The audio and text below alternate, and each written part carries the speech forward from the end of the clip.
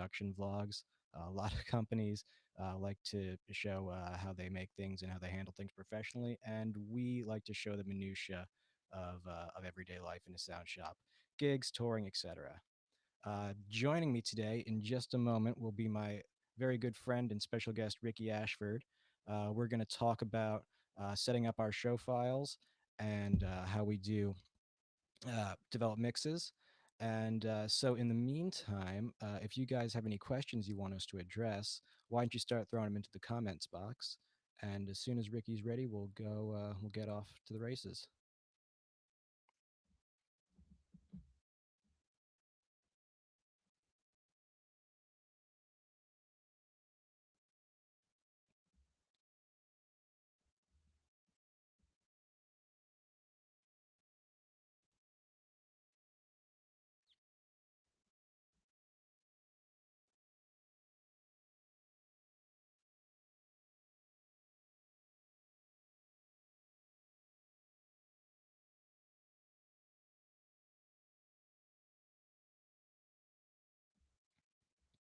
Yeah, why don't we take a second? Is this a bit better for you, Arno?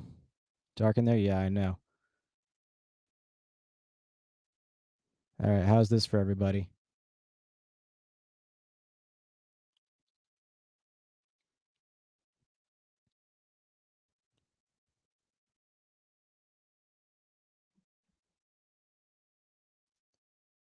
Hang on a second here. Yeah, all right, how's this for everybody? Is that loud enough, or you guys still need more volume out of me?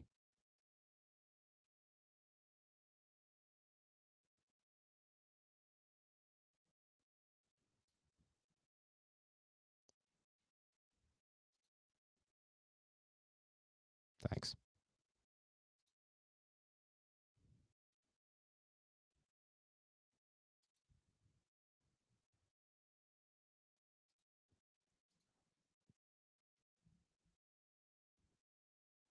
All right, cool. Um, let's see. Yes, I believe Ricky does that in his file, so we'll have him address that. Um, I think we're just about ready.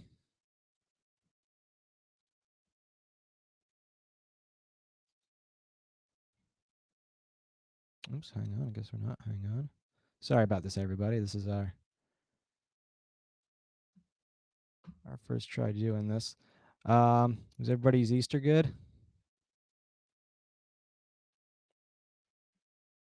Here we go. All right, Ricky Ashford, everybody, and here we go. I don't think we can hear you. Try so right above your little icon on the bottom. There's a gearbox. Try clicking that and changing your and then that should be able to change to your interface.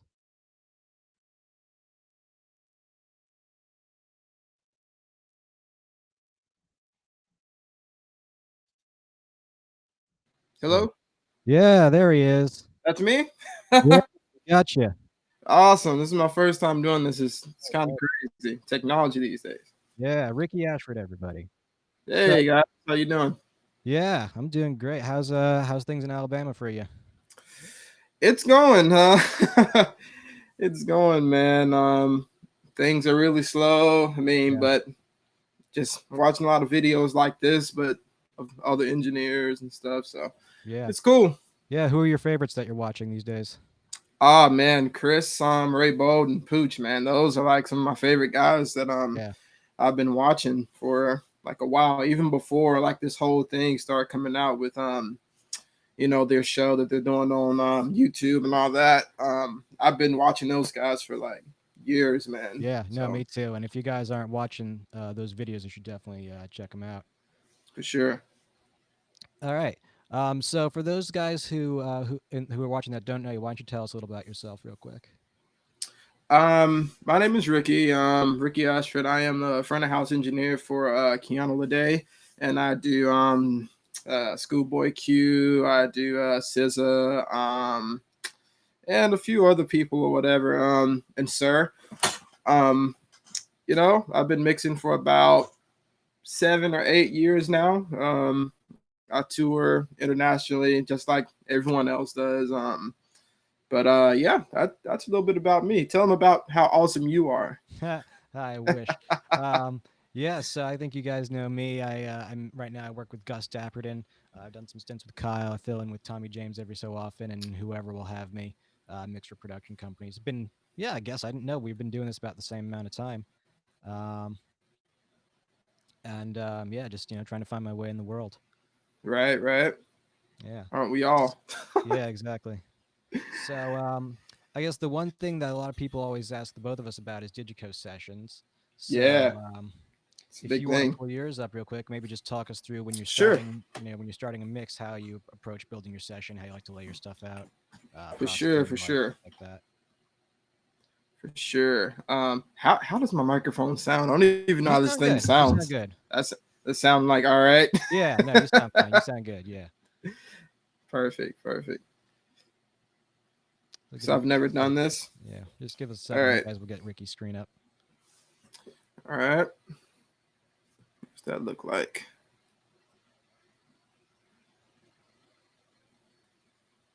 Are you getting my screen right I'm now? not getting your screen yet. I'm failing so bad at this right It's all now. good. Let's do that. Share.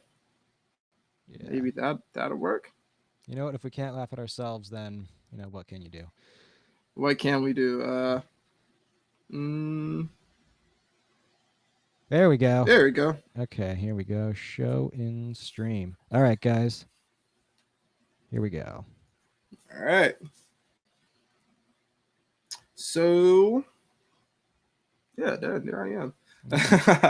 Awesome. So I'll talk a little bit about the first couple things that I do when I start to build a session for an artist.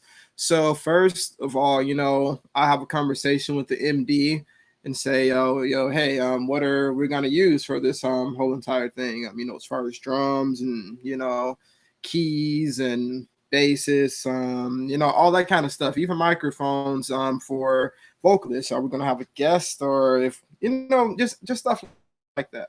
So Right. you know what to prepare for to actually get to the gig. Because the worst thing you can do is get to the gig and you're building your session. You want to walk in with some type of confidence of knowing at least a template of what's going to go on. You don't want to walk in and you have like um 5-piece drum set built inside of your session, and then you get there and it's really like a 12-piece drum kit. Exactly So right. now you have to rearrange all this stuff. So you guys get the gist of it. So I try to have those conversations with management and uh, MDs and music directors or whatever, and then that's how I will base my session. So here in my session, I go over to layout and channel list. So here I come to my channel list, and usually this is like totally empty before I start, you know, doing anything. But I'll come here and I'll just start punching in all of the stuff that I need as far as inputs are concerned. And, it's quite a bit of stuff going on here, but Yeah. No, you get definitely got more than me. Mine's gonna look empty. man, whatever, dude. This is only because I'm just a nutcase and I'm just kind of crazy, but yeah, that's like all the stuff that I have going on. So here, even I have like a template that I've built so that even my busing, you know, all that stuff. Why did I close that? So even my busing, like I build out templates for that stuff too. So my kick bus, snare bus, snare two bus, bass bus, all that stuff I Mm. kind of Real make quick, I'm gonna before. hide myself so that your screen is bigger, and then if I need to pop in, I'll pop in. So I'm gonna hide Okay, myself for a okay, second here. So perfect. All right, and you can actually hide me too. Oh yeah, that's cool. That's great. So yeah, like all these buses and stuff I have going on. A lot of that stuff I do like in like pre-production, like before I even get there. I have all these buses going on, and I go ahead and route everything that needs to go to those buses. But I don't put any kind of effects on them or anything like that. Everything is like pinched out. So I do that kind of stuff. Another thing is matrices. I make sure all that stuff is working and all that stuff is already routed before I get there. So when I turn on a PA or my front fields or whatever that I'm mixing on, or my studio monitors, it's all already routed. I have that stuff going on, and even control groups. Uh, I try to make sure everything that I need in a certain control group is there already before I get to the artist rehearsal and stuff. Oxes on this particular artist is actually pretty different for me because I mix monitors and front of house. So I guess I'll talk about that a little bit later. But but yeah, for sure, I have all this stuff happening. I have like a drums IEM, bass IEM, guitar, keys, Kiana, spare IEM, lighting IEM. I have a lot of that stuff going on, and a few verbs and reverbs and stuff like that happening for Kiana and the drums and all that. But yeah, I mean, whenever I get ready for artists, this is the first thing that I'm kind of looking at, inputs and um, mic choices and all that kind of stuff. So talk to us So real quick yeah, about that the how you brief treat thing. mics, what mics you like on inputs, how you like to place your mics. Oh shoot. Kick drum. I'll start with that. Standard 91. I haven't found any other microphone that can really top that, on a kick drum yet. Um, so that I like to use the M82 from Telefunken on the kick out for sure. Oh, you're using it right Oh yeah, now, oh dude. yeah, That's crazy. That no wonder you sound so good, dude. Because that microphone, if you guys don't know, it can be used as a broadcast microphone, or it can be used as like kick drum microphone. It has like a, what is it, like 2 or 3 or 4 dB lift at like 5K yeah. on it. I forget It has exactly what it something is, but like I have that. that shelf on right now, and I'll just show you guys real quick the difference between this shelf on and off. So this is off, and then this is on. So yeah, Yeah, real I can big definitely hear sounding. the clarity. Yeah, and there's a little Yeah, 350 cut there as well. So hey, hey, hey, exactly. hey, hey, hey, hey, that you guys can hear as well, maybe. Right. And that they did a great job at making that 350 cup because you guys know 350, 400, 500, that's like that ultimate kick drum destroyer kind of, range, I've Yeah, never heard a kick drum sound great at like 400 before. So that's great. That's a great feature on that microphone particularly. But snare tops, snare bottoms, I use M81's SH, the short version of it.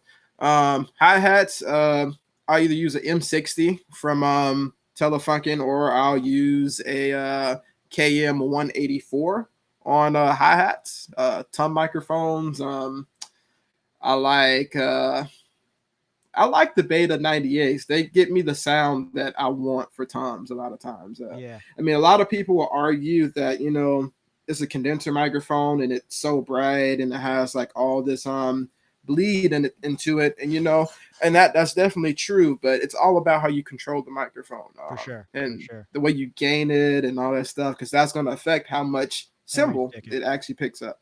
Yeah. All that kind of stuff, Now, do you and where use you the new stick it ones? at. Yeah, do you use the new ones that have the preamp The built into amps. it? Yep. Yeah. Yeah, definitely the amps. Because those are way easier to manage. Yeah, for sure. Way easier. So do you use Um, the mounts that come with them, or do you put them like on a claw or something? Because I love those. My only thing with them is the actual clamp that comes with them. Will if the drummer's really hitting them, they just fall. I use the clamp that comes with it, but I tend to. I don't know. Like I find this weird. I own a few Beta Yeah, me 98s too. myself, so like I've had to like sit down with myself and like, hey, I want to use the clamp, but some people, they don't like to put it on the drum Right. because of the whole resonance thing. Like they don't want it on the drum because when they strike the drum resonates with the microphone. They want the Right. microphone to stay still. So that happens sometime with some engineers, but me, I like to have it on the drum and clamped on, and I try to stick it out the way as much as possible. But that actually comes with the way I see the drummer play. If I see the drummer like striking it right in the middle, I'm going to try to aim it right in the middle. But if they strike Yeah. it like on the edge a little bit, I'm like, I have a little bit more of a problem. Right. But but yeah, Yeah, like the 98s are great for toms. Overheads, I love the Mojave 201. Pooch put me on that. They Yeah. sound great, the 201 FETs. But if I can't, I'll use like the KSM one, what is it, 132s or something like that. The large Um, diaphragms. yeah, I Yeah, the love large M32s. diaphragm Yeah, stuff. those are great. You know, I Yeah, like those more than 414s a lot of the time too. yeah, because the 414s are just a little too dark for cymbals to Definitely, me. definitely. I mean, it's for me, for what I do and what I like to hear, they're a little too dark. Um, but let's see what else I have here. I'll just comment that Have real quick triggered. too. Oh, sorry. Yeah, we'll go to the triggers in a second because people are asking about that. But Oh yeah, man, I yeah, remember yeah, there was one for day sure. with I was doing this one Kyle show in I don't even remember where, and that day it was KSM 32s they had for us instead of 414s or whatever, and I I I could have done that show with overhead left and right and kick in Right, because for I was sure. just getting like a real pop and snare sound out of it. It was really great, and I've never really gotten that out of a 414. But yeah, we'll Yeah, talk about my man. mic choices later too. But yeah, go on. So go on about triggers because everybody's been asking about that. I just want to point out somebody really special in the audience. Kiana Lede, she's actually on here right now. It's crazy. Hi. Kiana, man, this is actually her session. This is the session that I built for her. This is the artist that I work for. She's a phenomenal artist. She's great. Like she's the best ever. Like I don't know what I'd be doing if I wasn't mixing her. Um, but yeah, she Wishing you were. definitely, huh? Wishing you were. Ah, man, like she's awesome, man. Like I just the whole entire interaction with her is just different as an artist. I used to be scared to talk to artists and stuff, and she definitely forced me to talk to her and say, "Hey, talk to me. I'm your friend." I'm like, "Oh, this is kind of creepy. I don't want to talk," but she's amazing. She's a great artist. But yeah, so like back to the mic choices and stuff. You want me to hit the triggers right now or a little bit later after? Yeah, why we might as well because we're going through drums. We're talking about drums right now. Okay, drums. I use three triggers, usually just on the toms. I tried it on kick drum, but I don't like it on kick drum that much. Because I feel like the kick drum with the gating, it works itself out. With the SPL pressure, kick drums and stuff, it does its own thing. But I use them on toms to trigger the well, I need to actually tell you what it is. It's actually a RS5 Pentec trigger. That's what it is. So I use the trigger to trigger the threshold of gates, right? So you're the best too, Kiana. Um, I use it How does to he trigger expect us the to watch it? threshold. Oh man, I mean, I dude, didn't tell him ask to him, but watch it, dude. I Because didn't I'm, ask him though. But yeah, dude. Well, you're finna kill it, so he should be there. Um, but yeah, I use it to trigger the threshold of the gates. So the thing about triggers is that you're using the threshold of that to trigger the gate, but besides it listening to, or rather it listening to the microphone, is listening to the trigger instead to trigger it. I don't know if that makes any sense. oh no, it yeah. Like, So if you guys aren't following exactly, so the trigger is right on the shell of the drum, and it's not a mic that is picking up. I mean, it will pick up some bleed, but it's not hearing the crash cymbal that's an inch away from it, or the ride, or the right. snare. Right, and I think the placement of the trigger is just important as having it, because if you place the trigger wrong, it won't do right. So me, I tend to try to place my triggers like on the shell, but on the bottom, kind of, Sure, like the lower so half, that looking at it vertically. exactly the lower half of the shells, because I try to get it away from cymbals and any other drum that's close to it, because if you get it too close to anything else, it will trigger. But by it being on the shell, the mic, if you think about it, the microphone is not on the shell at all. The microphone is like 3-4 inches whatever off of the head, but by it being on the shell, it triggers way faster as an impulse response and stuff. Right. um, so yeah, that's how I use that, and it's great. And the signal to noise ratio on that is way better than using a microphone to trigger it. So yeah, I just use that on the toms. Yeah. So do you also filter in addition, do you also do filtering within your side chain as well? Or are you Yes, able to just use the raw side? Okay. Yes, for sure. Like I will definitely high pass it up a little higher, like past like 250, 300. Okay. And I will low pass it down to probably like 10K. 10K. Just make it the focal, the tonal center of that trigger. That's what I really want. Yeah. Yeah, for sure. So why don't I think what we'll maybe do, because it maybe makes a little more sense, is now that you've talked about drums, I'll talk about drums too, and we'll kind of move Yeah, left right.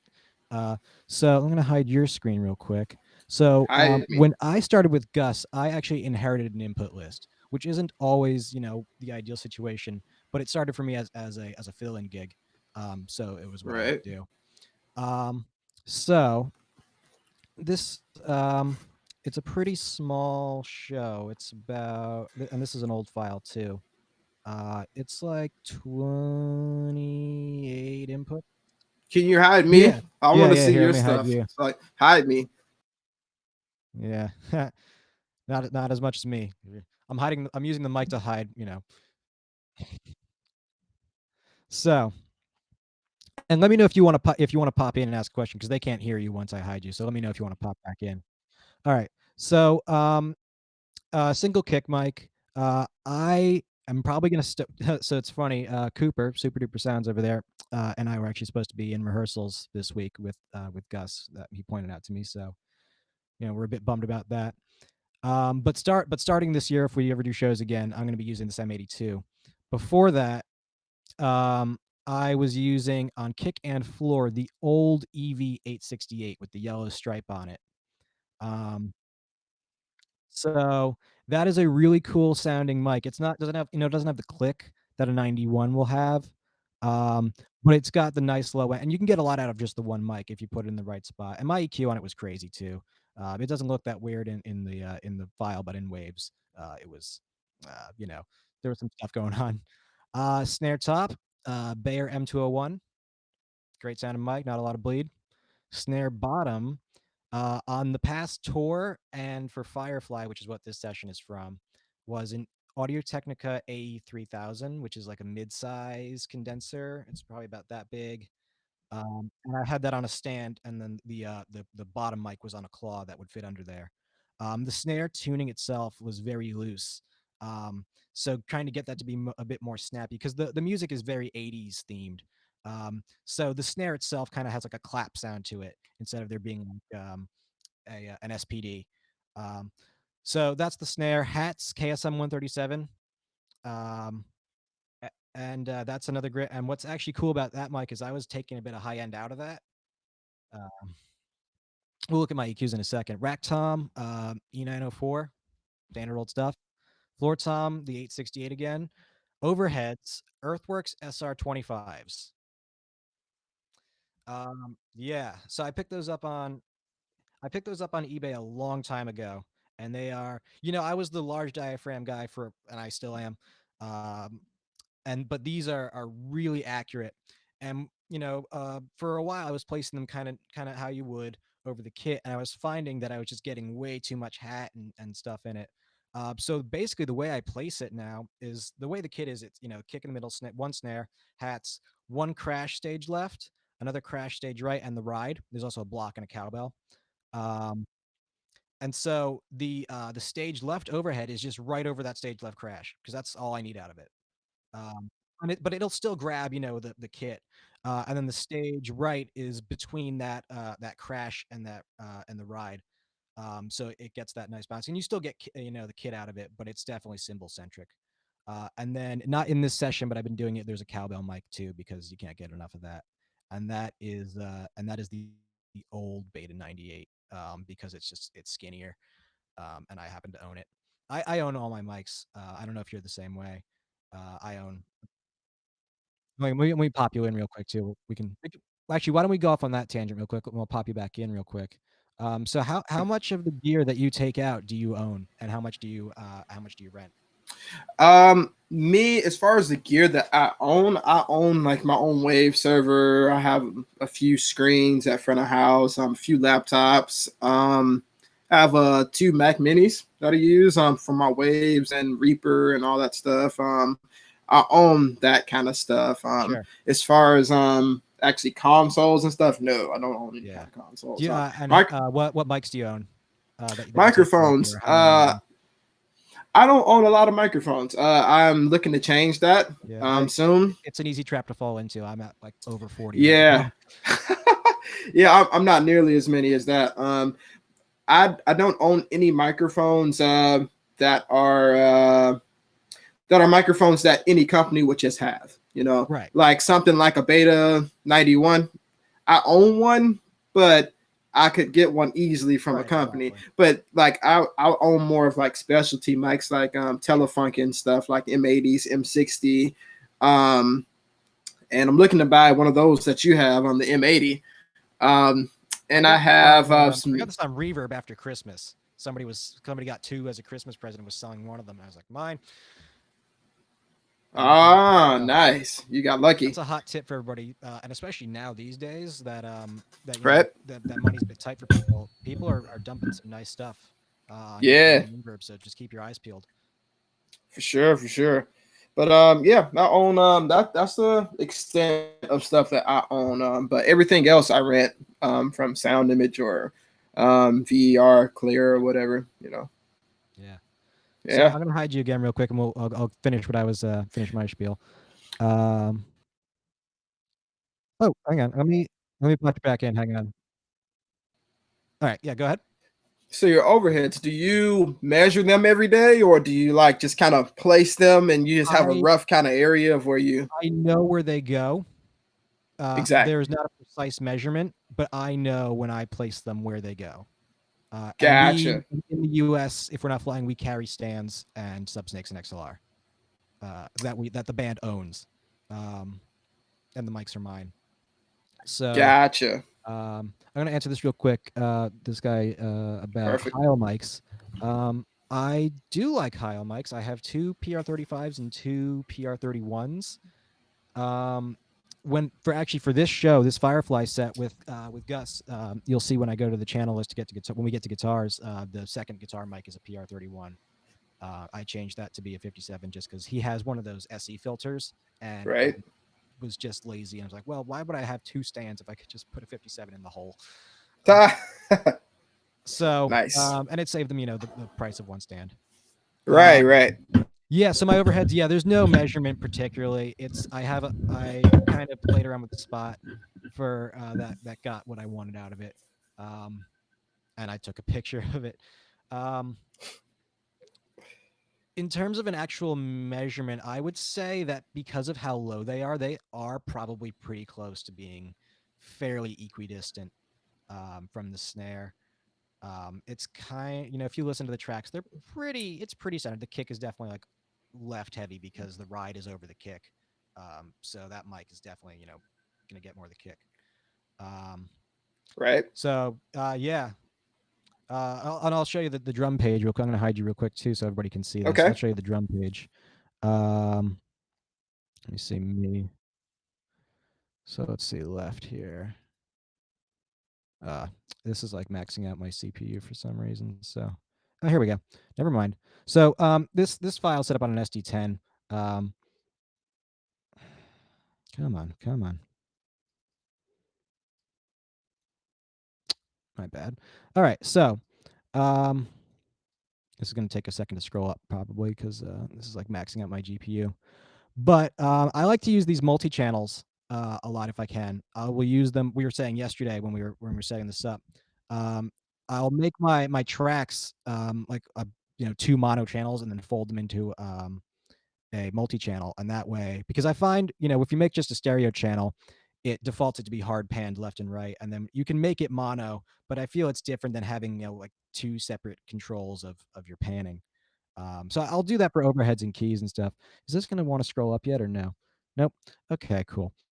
Um, so maybe we'll pop back over to you after I talk through mine, and we'll talk maybe about latency and stuff in waves. But what I do is even if I'm not using like a waves plugin, all my drums or all of one family will go to multi-rack, um, and I do the latency groups. So if this would scroll up, you would see that all 8 drum inputs go to multi-rack.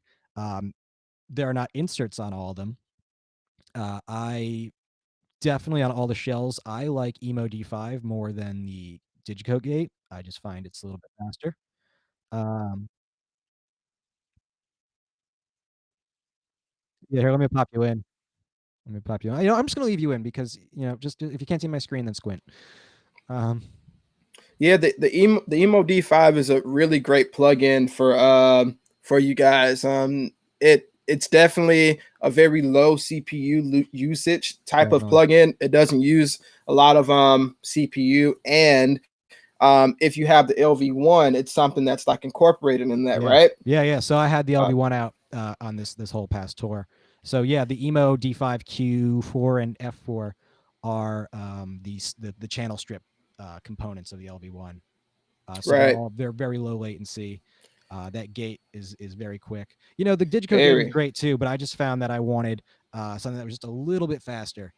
Um, Yeah, and actually, the Emo D5, if you guys don't know, it's more than just gating. yeah, It has a really good key-in filter too. Really good. I think it's better than the Digico one. I mean, I like that one better too. I mean, I always end up using the Digico one, but now that you bring that up, whenever I'm in Pro Tools or something, I always use the Emo D5. But yeah, it has a leveler on it, it has a compressor on it, and it has a de-esser on it, and it the has a DS is limiter great on it. too. So it's like the ultimate Yeah, like dynamics type of plugin, yeah. for What's the interesting less, too that you say you that. know, That de-esser is a full range de-esser, and I will even take yes. that band and put it around on my kick, uh, in my kick rack.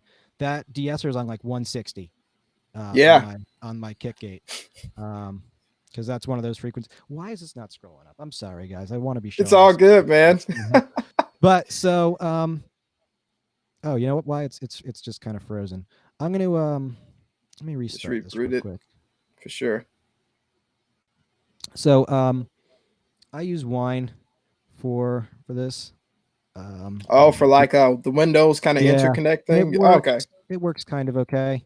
It's been acting up recently. I tried to get the SSL editor to run on it, and now nothing works right. So it's okay, man. yeah. I barely got this thing working Oh started, yeah. so It's all I good. know how it feels, man. Yeah. So come on. Here we go. Yeah. So I'll do like a lot of tonal stuff in waves and kind of correcting Hmm. stuff in the um we know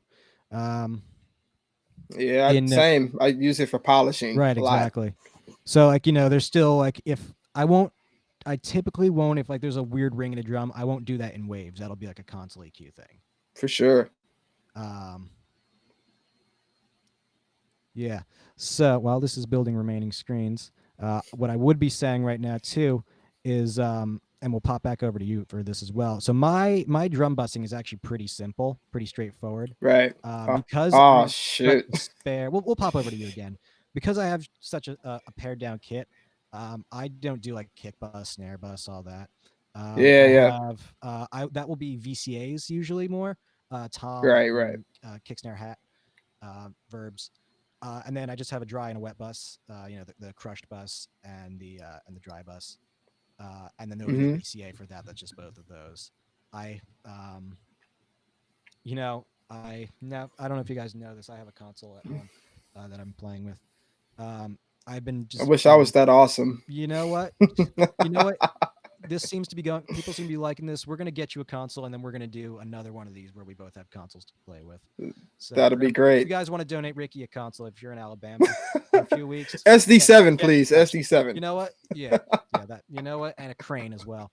Um, Yeah, so there we go. I'm sorry this is taking so long to boot back up, but yeah. So I do those two groups. Um, I don't what comp do you like on your Crush bus? I've been into the Kramer Pi a lot recently. Um, that's a really good one. That's an amazing one. The Kramer Pie, I forgot what it was about it, but I think I think it's the attack and the release on that thing. It has, I don't know, it has this really special sound to it. I don't Yeah. know. I Um, feel like if you compare it to even if you match the settings on the SSL comp, the it Kramer doesn't. Pi feels like it has some more movement going on. Yeah, that's why I said like it's something about the attack and release on that thing that Yeah. that's just not like any other compressor. Right. Um, you know, but me, I have stuck to that SSL comp, that or the I'm API good. 2500. Yeah, like that. But I just feel like that what's it's called, the SSL is just very legendary sounding, very Yeah. smooth, and it's nice and thick sounding. It sounds very pure even when you're crushing it.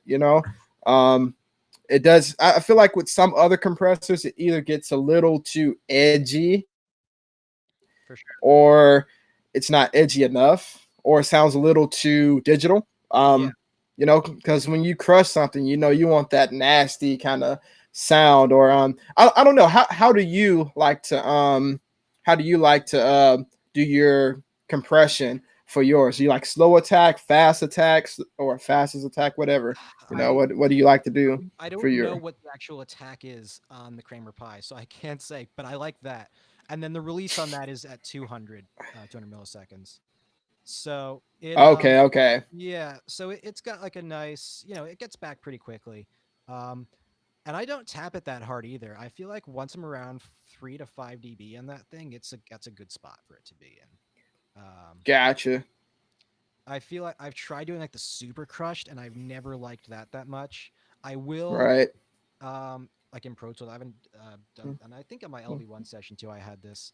I'll do maybe like the NLS bus after that, the comp, and try to just, I don't, not grime, but just a bit of girth like that. It's weird. It would be even in that stuff we would normally take out, that kind of 3 to 500 area. But I feel like that, but as added as a harmonic distortion, is nice. Yeah, man. Because And you're taking that out and then you're just adding a little bit back in, but it's not the woodiness. It's just a little bit more body in it again. right. And definitely, I want to point out something. Like the harmonic distortion thing.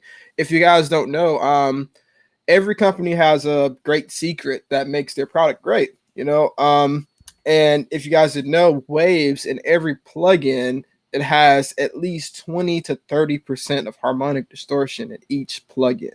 So if you guys ever taken a plugin, don't do anything to it, just insert it on the input or whatever, and pop it out and listen to it. It'll sound a little bit different. It won't sound like crazy different, but it'll sound a little bit different.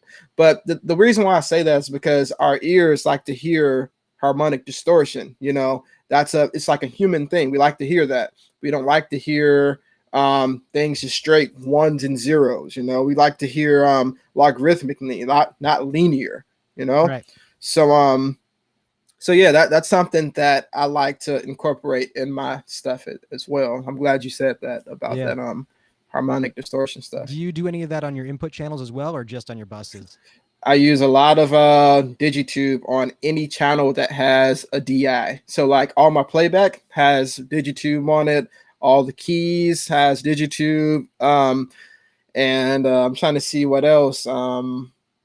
In just anything that has a DI, bass guitar, Yeah. the Moog, if it has a DI on it. Because the reason why I do that is because if an input has has no kind of harmonic distortion to it, it sounds a little too clean to me. Yeah. I don't like it sounding like just straight like ones and zeros. Like that's what I say when something sounds just spank clean, has no kind of like no dirt to it at all. Right. And I'm not talking about like crazy gritty. I'm talking about like the bias being like at one or two. Yeah. Just a little Then bit kind of, more. yeah. It's not even like a roundness, but just a little more oomph in it. Yeah, it's like a little but if I have a Waves plugin on that same channel, I won't use the Digitube, because the Digitube and the Waves has harmonic distortion. I don't want too much of that going on, Right. but I want some of it happening. Yeah. But I'm similar. yeah, I won't always do Digitube, but I will do like NLS on a bus, or yes, I'll I use change that it on up. vocal. I'll change it up. I'll change it. I'm weird. Like there's some things I am very set in my ways and how I do, and there's some things that I never do the same way. Right, for real. That's definitely that's Yeah. you have a good point there. Yeah. I just want to bring this comment up here real quick. We You like know, your. yeah, thank you guys. If you want to send me an ST7 too, as well as a crane, I will also accept that. Just saying. I feel like this is Matt Larson, man. I think he's actually on. That's Wait, crazy. is that Matt? I think it's Matt, man. Is it you, Matt? But I don't know. He'll probably respond. But yeah, thank you so much, Digico, man. yeah, Digico, if you guys don't know, greatest console ever. for sure.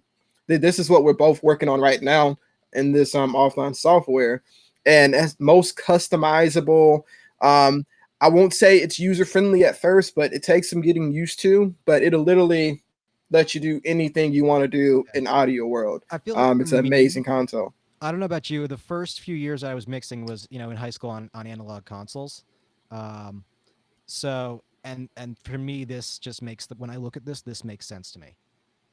Yeah, man, and the thing, the reason why Digico is the best is like it's twofold. You have a great product and the people. The Yeah. people are amazing. I call anybody from Digico. Matt Larson's been my main guy forever. Um, it's not Matt. Oh well, Uh, I don't. get Matt on here. It's probably Austin.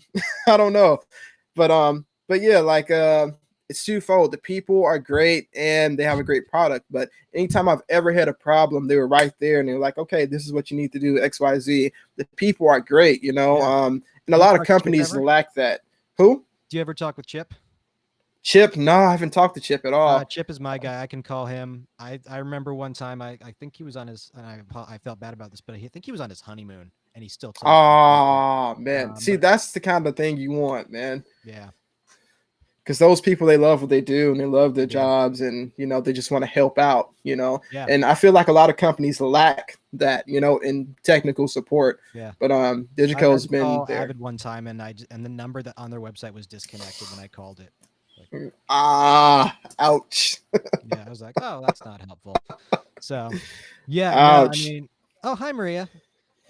We don't know each other, but I recognize your name from the newsletters. I think. Um, but anyways, yeah, no, and just Maria. and the sound quality too. Um, I feel like what I put into it, I get even with the old cards, what I put in, I'm getting out of it. The tools that are available to me, the whole group to group thing is a really big part of how I like to work. Even if I'm not doing like super into groups, but just that functionality is very important to me. Um, and again, how it's laid out. Like when I look at this screen, it makes sense to me. Um, Mm-hmm. so I forgot where we were going with this, but we were so this is my groups page. I don't have a whole lot of them, and this is going to keep freezing up every time I touch it. I'm sorry, guys. Um, so yeah, so drums, drum comp, bass, guitar, tracks, band, and Gotcha. vocals. Um, so like one of the things that I'm very set in my ways about is how I like to title things. Like drums, B comp. That's always how I title it. Some guys are, I think you're a good cop, bad cop guy. I think. Yeah, Yeah. that's how I am. Yeah, that's how I've been naming it since day one, and that's in my brain. That's how it is. Master is called Yeah. master. Always the first group. That's just that's the way that it is for me. Yep. Like I'm super reluctant to try out super rack because I'm like I don't have a problem with multi rack. Like I'm Yeah. that's my way of Right doing it. now I'm like it's yeah, like if it's not broken, don't try to fix it. Right, I exactly. I don't think I'll go to it until it's multi-rack is not the thing anymore. Right. I think I have a good year before I transfer to that. I am thinking that too, or I'm gonna wait until there's another special on it. Like I don't know about you, I got multi rack when remember when Tracks Live first came out, and you could get the Right. support bundle and multi rack license for like Yeah. $100. That's how I'm waiting Mm-hmm. for that. Waves, if you're watching, get that on sale right now. Yeah. Um, Dude, I should have invited my guy from Waves to watch us. This would have been great. Yeah. Yeah. So, yeah, talking about support too. I remember at Coachella, Matt Larson was just kind of roaming around. Yeah, he was on that With the- bicycle. yeah. Um, Yeah, I was and there. I don't know if Stephen Bailey was there from I think he was there with Rat actually, but he was helpful there too. I had a little thing pop up because we went from rehearsals we were sharing a rack, and then at the show at the festival we it was two separate stage racks, and I had Yeah. forgotten to hit the single console thing button on the audio IO page. Maybe we'll dive Yeah. into that a second. So I am very anal about how I set up that page. I do not like clutter on it at all. If Right. this ever loads, you'll see there is what's in there. So this session, it's on the SD10 software, but the actual console was the 24 Fader 8 behind me, and it was Right. MADI only console. So if you see there, I have there's SD rack, MGB, waves. Get rid of me so I can look at Yeah, here, hang it on. better because I'm like halfway blind. Let me make me small again. Yeah. So I like to be really concise with that. I think that's important with a console like this, where it gives you all those options, is just to keep your workspace clear. Just like you would if you were cooking in a kitchen, you wouldn't keep letting a mess build up. Uh, you know. So I'll finish up. We'll finish up drums real quick, and then we'll go back to Ricky too for the verbs. But I do the two verb thing. I have a snare verb and a kit verb. With this artist, it's very 80s. So this snare, and I remember we talked about this when I first got it. I have the crappiest $100 Lexicon MX200 that does my gated verb, and nothing sounds like it. An RMX 16 might sound like it, but I can't carry that. So I have this, and then kit verb is like the global picture, the kit verb, and that's toms and a little bit of snare and stuff. Um, and that is our verb, and it's like, and I think it's not even it is our verb like the default setting too, and it works really great. Yeah, yeah. Yeah. So I'm gonna bring you back in because I don't think anybody heard that. But yeah, so that's how we both do drums. Do you want to talk about maybe I think bass bass usually doesn't have too many questions about it, but do you want to talk about like maybe guitars or tracks, keys, how you approach those, and then we'll move on to vocals? Sure. Actually, Let me bring your file up. gotcha. I want to talk a little bit about screenshots, snapshots, not Sure. screenshots, snapshots, and how I use that to an advantage with playback and stuff like that. So, is my how do you make this thing big? Oh, Oh, you all know what? right, That's gonna be cool. me. I'm gonna go away. There you go. Great. Well, not great. I want you here. But I want to talk about tracks and keys and bass. Well, you said bass at first, so I'm gonna go to bass. So bass, I even do a group for bass guitars too. So here you guys see that I have all these channels here. This is my left side of my console, and I will have everything going to groups, but they return back into channels. So this is my top layer, and everything that I need for the show pretty much is here. Um, have kick, snare, snare two, tom group. I have cymbals, bass guitar, have keys. I have the two microphones that we use the most on the top layer.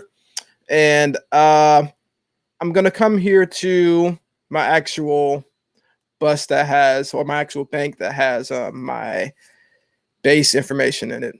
So here on the left side, you guys will see I have some stuff going on here for my bass. I low pass a lot on the bass guitar because the kind of music that we play is not a lot of high end information going on in the bass guitar. So I take that, I low pass it a lot. I take oh, Matt, you're amazing, dude. Thanks for tuning in, bro. um, but yeah, I take a lot of high end information out of the bass. It keeps it really clean. And I high pass a good bit of the bass guitar too. But those two channels, as you can see, are going here to a mono bass bus. And this channel here, the Korg, he was using a Korg board to play bass stuff. And that's going to that bus as well. But if you guys look back here where I have my banks for my groups, so back here, the band bank here is my bass bus. So my bass bus here is going to be returning back to that channel that you guys saw on the top layer. I don't know if you guys are following, but just bear with me. But if you go back here to the bass on this channel, the input of this is my bass bus, right? So I will take this channel and I will put it into my wave stuff, which is on Matty 51 or something. And I'll pull up my wave session here. Let me drag it over. There we go. Come on. You're gonna load up? Yep, there he goes. Perfect. So bass guitar. The things that I am using on bass guitar is using C6 and I'm using low air. So low air is a plugin that was made for movies and stuff from Waves. It was made to make a lot of low rumble and all that kind of stuff and low energy going on in that sub spectrum. So on this plugin, I like to use the range up to like 120. It makes it sound really solid on my bass guitars. And I use just the low knob. One thing I want to say real I quick don't too while use you're in the there low air. Is the if you're and a lot of people tend to have this question, the difference between low air and R bass is R bass is meant to or max bass are meant to help low end sound bigger on small speakers. So that's actually adding harmonics up in the upper hundreds, 200s area. Low air and like submarine Yes. are true sub harmonic, like actually generating 80 down and stuff. So the other thing I was going to ask you is, Yes. do you leave that on all the time, or does that come in and out in snapshots, or as an effect for you? I leave that in all the time. That's like part of the Cool. sound of the Yeah, I bass was gonna say because guitar. I I have use that, and that. I put it on an aux actually. Um, Oh yeah. and so what'll happen is there's a couple times maybe the kick will go into it for a slower song, and then there's this one song where the where our bassist has a sub octave pedal, and the LB1 I'm it's a cool console, but I'm glad to be back to Digico. Um, because Sure. what we'll have now is a macro that will take my high pass filters off, kick that into the aux, bring that up, and this is just the end of one song. So Mm-hmm. so there's like a tom fill, and then it goes boom, and so I hit that macro goes to it, and it the room just explodes. Then it comes back and it's tight again. So anyway, so sorry, Gotcha. Margin, but go No, on. you're good, man. That was great. But yeah, I mean, I use this, and then I have the direct. So the thing about this plugin is that you have to make sure you align it, because if you don't align it, it won't sound. You won't really get the full effect of the plugin. So that's how I use this plugin, and then it's going into a C6 right there. And I'm doing quite a lot of stuff in there because the bassist, crazy story, his bass got stolen one time and he ended up having to play this other bass and it did not sound nearly as good as his regular bass. So I had to do a whole lot of work to make that bass guitar sound great. But yeah, I have that going on for bass guitar. And then all of that happens. And I'm going to anticipate a question here, but do you have then that it side returns chain back from your? into this channel. Oh, I was gonna say, and that too. But before anybody asks, do you also side chain that C6 off of your kick? I that's a great question. Yeah, you see right here, I side chain it off of the actual Okay, so channel. you're using the full like a You full see, bandwidth now. Okay. yeah, I'm using that there. I side chain it from this channel here, the kick bus, return. I take that. Let me see if I can bring that up. Yeah, see that channel right there? I have it side chained to that, and I have the regular compression on top of that too. But yeah, and the other thing you were saying about keys, what I like to use on keys, I'll talk about that a little bit and give it back to you. Keys, same kind of things going on with keys. Have some EQ stuff going on up here for the keys. Little bit of compression happening there. I don't like to do very slow stuff on keys. I like to make the attack a little bit quicker because to me, the way I mix, I like to create depth by chopping off the front transient of inputs. So when something is a little bit brighter, it sounds closer to you. but the more that you chop off the transients, the darker and the more distant it will seem. So I try to do that with keys and try to tuck it back a little bit and try to hold the glue of the band together.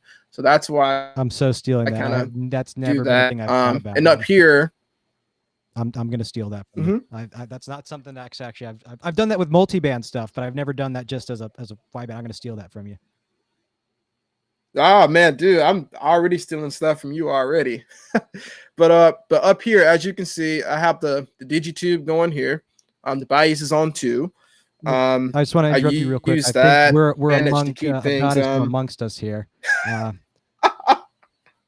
He made it, dude. That's wow, crazy. how's Pooch it was going, my man? favorite steakhouse.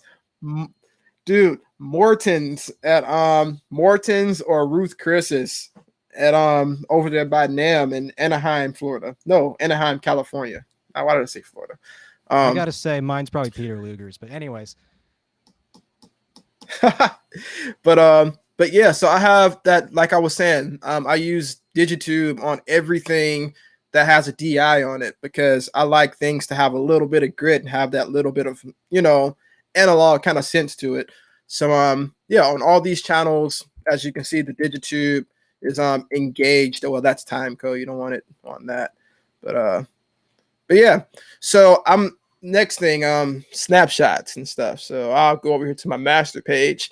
So playback, the industry has been doing playback forever, and playback is definitely a challenge, so me, I'll show you guys how I kind of keep up with that. So here, Alex set. Alec is our opener, so it's a whole lot of other stuff going on for him. so So real quick, do you mix whenever the I get support ready as well? to show, Do hmm? you mix the support as What's well? that? Yeah, I Okay. did the support too for this tour. So but he was on like a 2-track and he had a bass guitar player, and it was him. That was about it. But for this playback stuff, I do a lot of EQing and fader movements on that playback stuff because playback has become like that focal point of the show where, like, if the playback is going, like, you can't even do the show anymore. You know what I mean? Yeah, no, I just did So my definitely show become a last week was about challenge. And that, and maybe we'll talk about this a bit. So, obviously, when you have how many channels of playback do you have in your set? playback channels for us probably about Okay, yeah, so 10. we're eight Yeah, with Gus. It's nine, if you include a click. And so one of the things I found yeah. is that even though you're getting the left and right, sometimes it might still just be a dual mono signal. So you can pan that out as far as you want. It's still going to sound like it's in the center. So maybe talk about if you have that problem, how Right, maybe making space there, or getting your tracks to all fit together with the band. right. um it's definitely a challenge.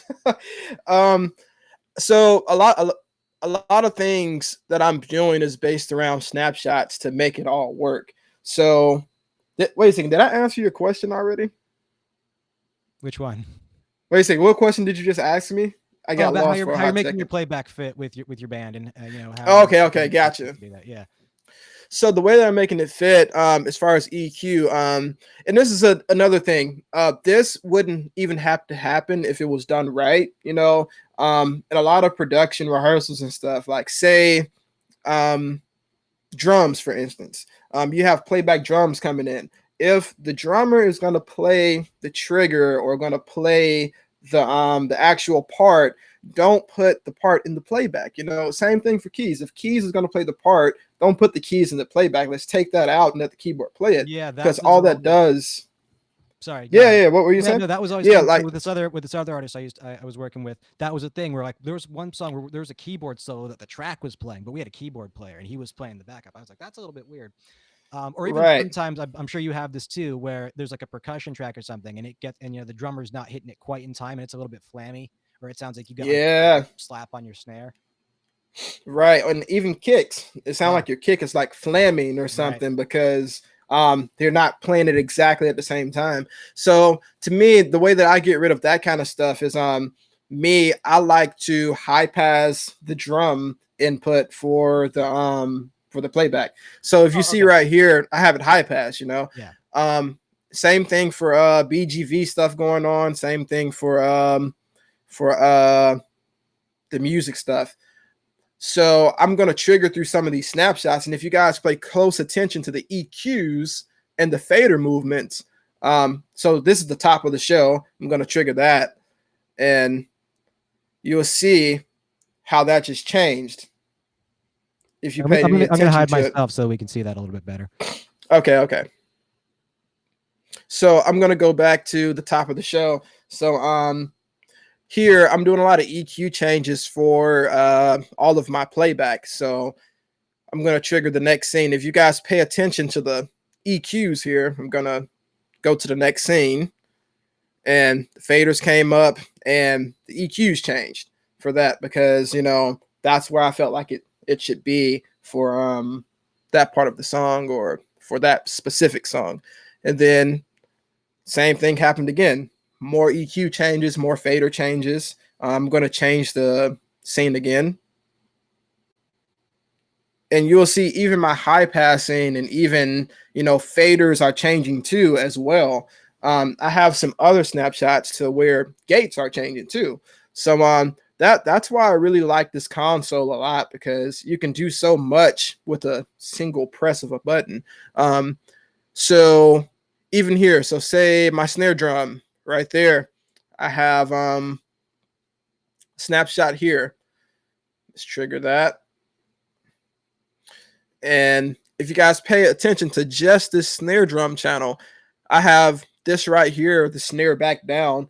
A lot of drummers, they like to play side stick. They like to kind of do some dynamic stuff, and I use snapshots to kind of complement that, or kind of, keep that stuff heard. So if you pay attention to that, I'll hit the snapshot, and you see how it just changed from up to down.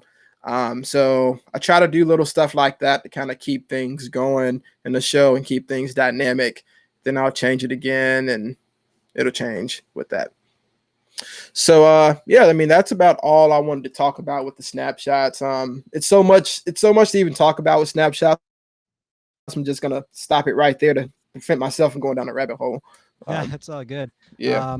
And so yeah, so I'm having a problem sharing my screen, or making actions and sharing my screen. So I don't think I can share too much of what my snapshot actions are. But yeah, I definitely go super aggressive with my high and low pass on the tracks for sure, and it'll move. This show I Yeah. never got that in detailed with it. Because this was like a one-off, and then I did the tour with the LV1. So that file actually has more snapshotted information in it, but we're not interested in looking at an LV1. So, and I don't have the Right. license. Anyways, so what'll happen, and I can even probably try to show you this in here too, is my high passes for sure will move up and down on the track. So we have vocals, keys, perk, and guitar.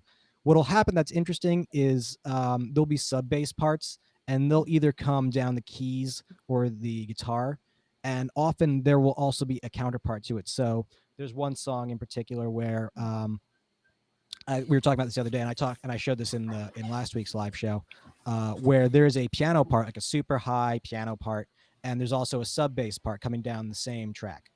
But Wow. in that piano part, when that piano part is just playing, you can hear that when it was recorded, it wasn't high pass at all. So you can hear all this like 90 to 200, or even up to 400 kind of hammer noise that Yeah. kind of, you don't hear it in a mix, but it clouds. To answer Arno's question real quick, this is a 10 that we're looking at. But so what I would do in that snapshot, if it wouldn't freeze up my computer, is what'll happen is that low notch there will turn into a shelf.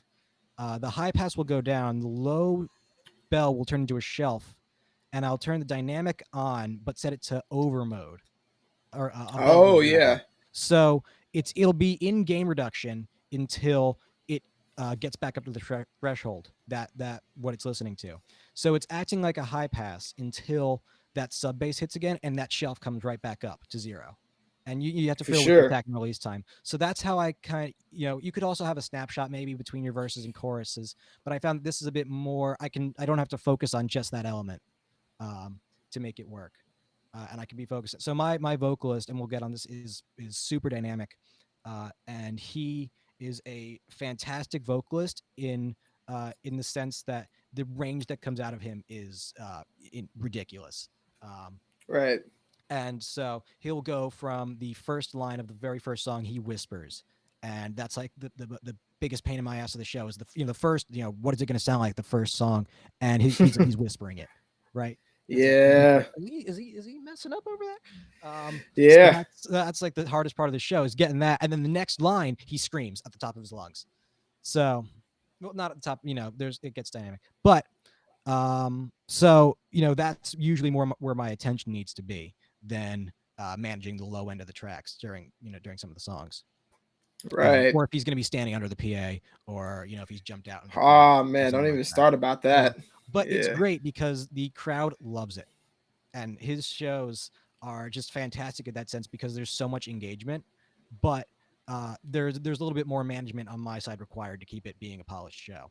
So stuff like that really helps me out. I will in the LB1 session, the perk tracks get comp. We'll have a sidechain comp from the drum bus, from the snare rather. Right. So there's one song in particular where it's like obvious that it's out of time a bit. Um,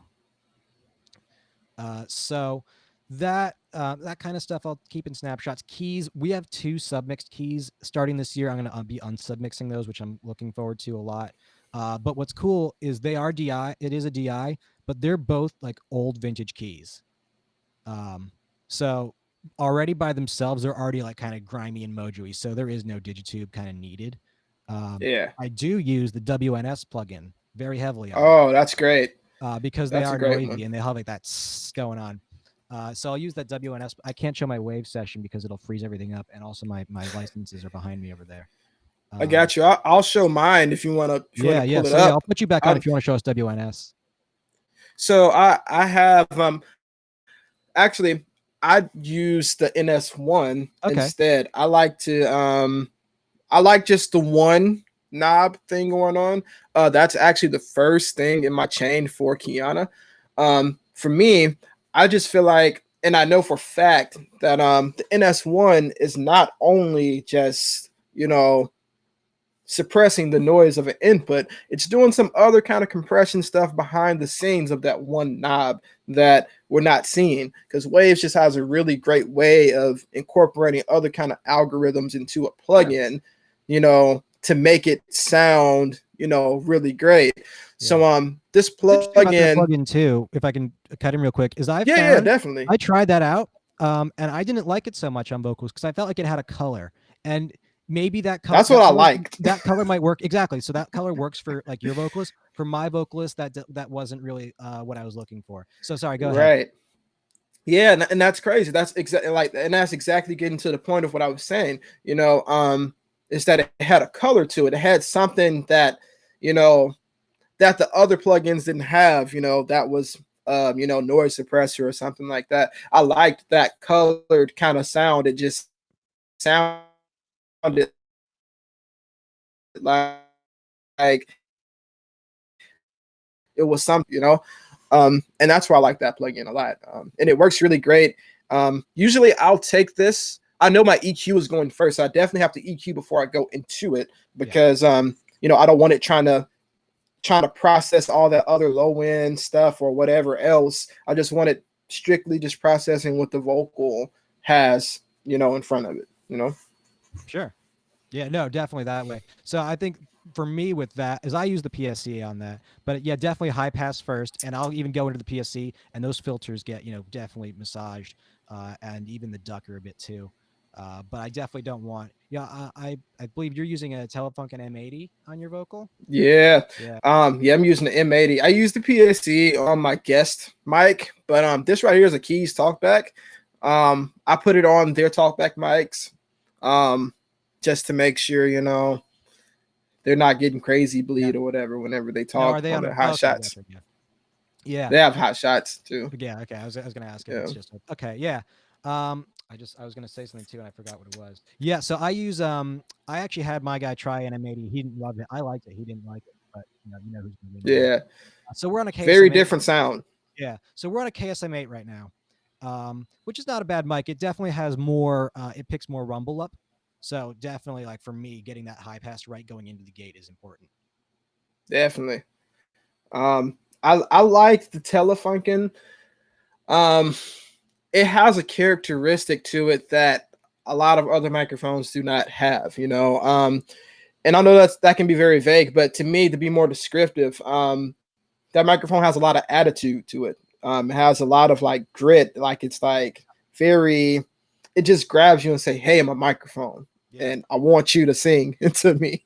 You know what I mean? yeah, It's a really great microphone, man, and it just sounds great. It has like this very polished and sparkly high end to it yeah, that I like, yeah. Have you tried the especially for SE out yet? Kiana. Huh? Have you tried the SE V7 out yet? Yes. Now that is a very smooth sounding Yeah, microphone. Very smooth. I like that microphone, but to me, um, it works on artists that their vocals aren't as gritty.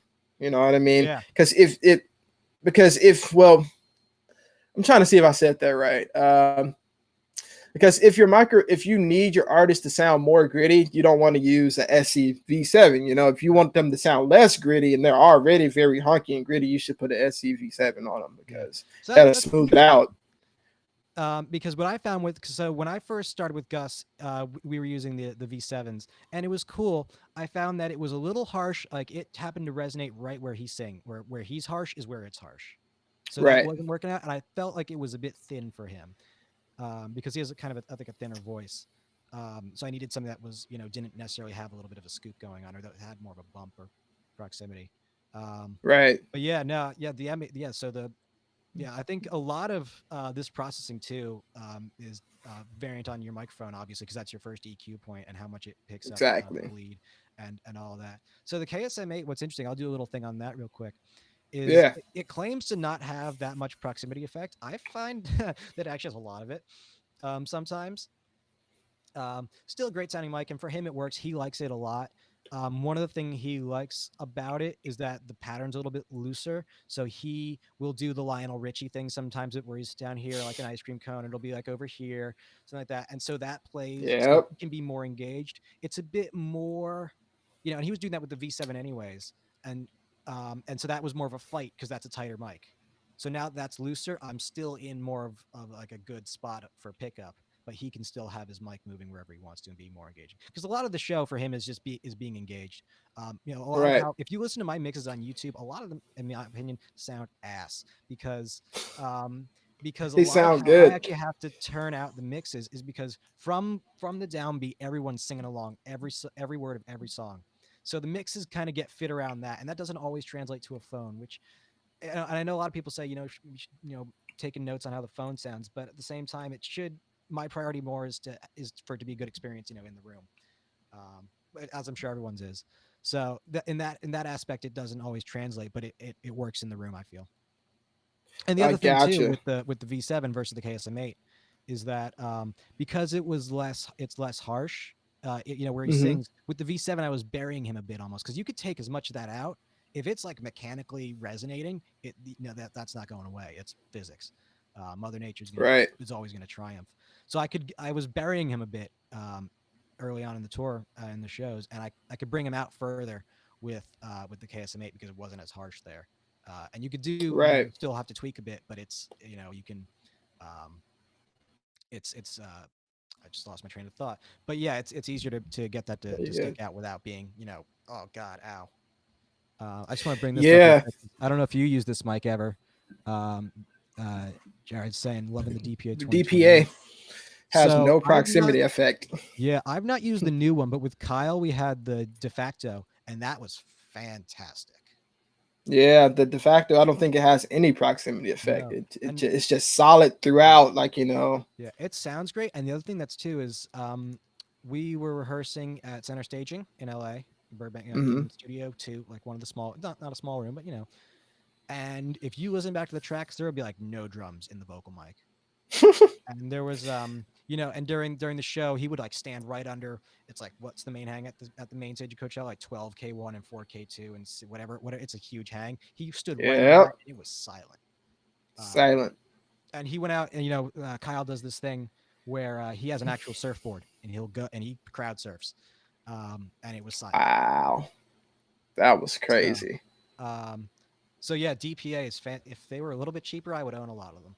Yeah, dude, they're very expensive. Like I like the 4099s from them too. Yeah, If I don't use the Beta 98s on Toms, next thing is 4099s. for sure. Or I mean, it depends on the kit, whatever kind of sound I'm going for. But And what fits too. 4099s and that are definitely my go-tos. Yeah. And if we're talking about more on the cheap side, I think what is it, 604s from Oh, like the Sennheiser. gray ones. Yeah. Yeah, like I'd go with those if I couldn't get any kind of condenser mic or anything else on a Tom. I'd go with those. Yeah. I like the 904 a lot. It depends. For me, what's so I around my toms, I'm very fortunate with this kit because there's a lot of space around the tom. So I don't really have a cymbal that's right on top of it or anything. There's only two of them. But with the snare, I have to sacrifice a little more. So there'll be the snare, and then there's a block that's right here. So where you would stick the mic between the rack tom and the snare, there's the jam block. So I actually have to come under the hi hat and come in kind of like that at it. So Uh that's a little more yeah, tricky sometimes. But yeah. if you play your gates right and you play with your filters, and you have to sacrifice maybe your release time a little bit and make it faster than maybe you want it to. But it's a loose snare anyway, so I'm already trying to chop it off. Um, Right, right. it's not too, but it's not like every time it opens, it goes in your face. Um, so yeah. So I think this is a good segue to talk maybe into vocals and fitting vocals in with your band mix. Oh, that's a great topic. Everyone wants to hear a vocal. That's the Right. most important thing. And and you know what's crazy? A lot of people start off sound check with kick, Yeah. everything else but the vocal. Guilty. If I guilty as charged too. I Yep. mean, um, if it's in my power to do it, I would start with the vocal first, instead of the band, because that's what people came to hear. That they're not here for symphony of kick drum, Right. which And the other Pook thing says too all the is time.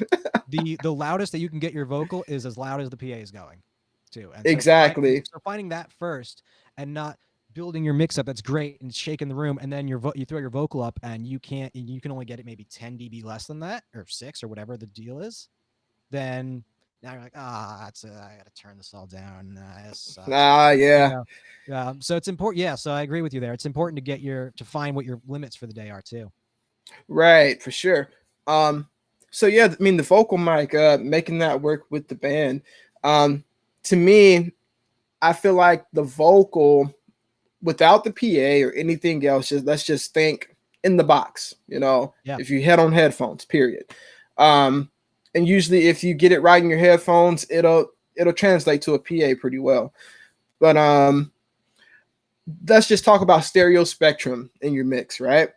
So you have left, you have right, you have up, down, front, back. Mixing is three-dimensional, right? Yeah. So I do not like to pan a lot of stuff in the middle. Like I try to get a lot of stuff as spread out as possible or not in the middle, For sure. because I like the vocal. I only have three or four things that occupy the center of my mix. I have kick, snare, bass, vocal, and maybe some select playback stuff happening there. Yeah. Um, but I say Let that me because Yeah, let me just mhm. hit in there real too quick, and that's kind of what's challenging sometimes about those dual mono playback sources. And and I I would and say that I even like that PS22 waves deal, where it mhm. basically, if you're not familiar with it, is it's basically a spreader. So it's an oscillator. It'll take this frequency and it'll go all the way left and right, and it'll kind of make this kind of shape. And sometimes that can work, but with dual mono sources, at least in my experience with these tracks, at least it becomes really weird sounding. So that can be a challenge too. Is just making that, even if you're sometimes even if you're panning, it's still gonna stay there. So anyways, go on.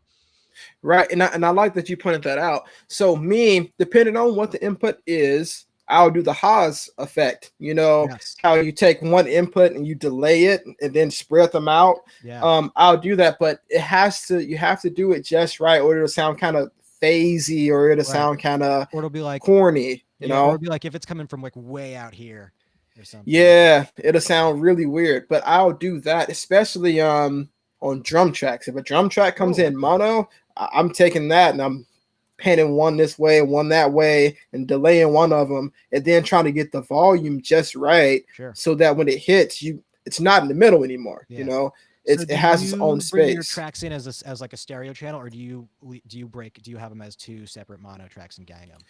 I put them into a stereo channel and I use the width on the Yeah. top of the channel strip to spread it or make it more mono or more stereo. Yeah. That's As how far as I I do it. know, too, as far as I know, the width knob on that is actually just delaying one side. As far as I know, uh, I believe that's what it is. Really?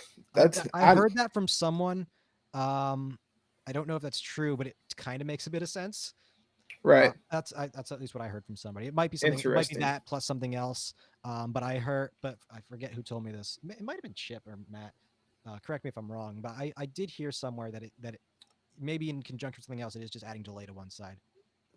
Gotcha. Well, whatever algorithm they're using, it sounds great. Right. but yeah, like it sounds really good. Whenever you're able to spread things out like that. But back to like creating that space for the vocal, that's part of it. Getting things to get out the way so that when the vocal comes in the middle, it's not much there to distract you from that Right. vocal.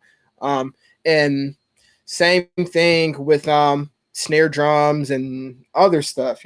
I try to hack out space for a snare drum. So say, Oh, I want to go to Pooch's question. yeah, wait a second. I'm gonna throw this up here. Pooch, if you want to be on here one week, I'm gonna be doing these weekly. Hit me up if you want to. If you want to spell some knowledge too. Oh yeah, we'll go straight to that. So what do you Yeah. guys do? Yeah, so what do you guys do when you have a Behringer console and 57s and a mic PA? Great. Cry.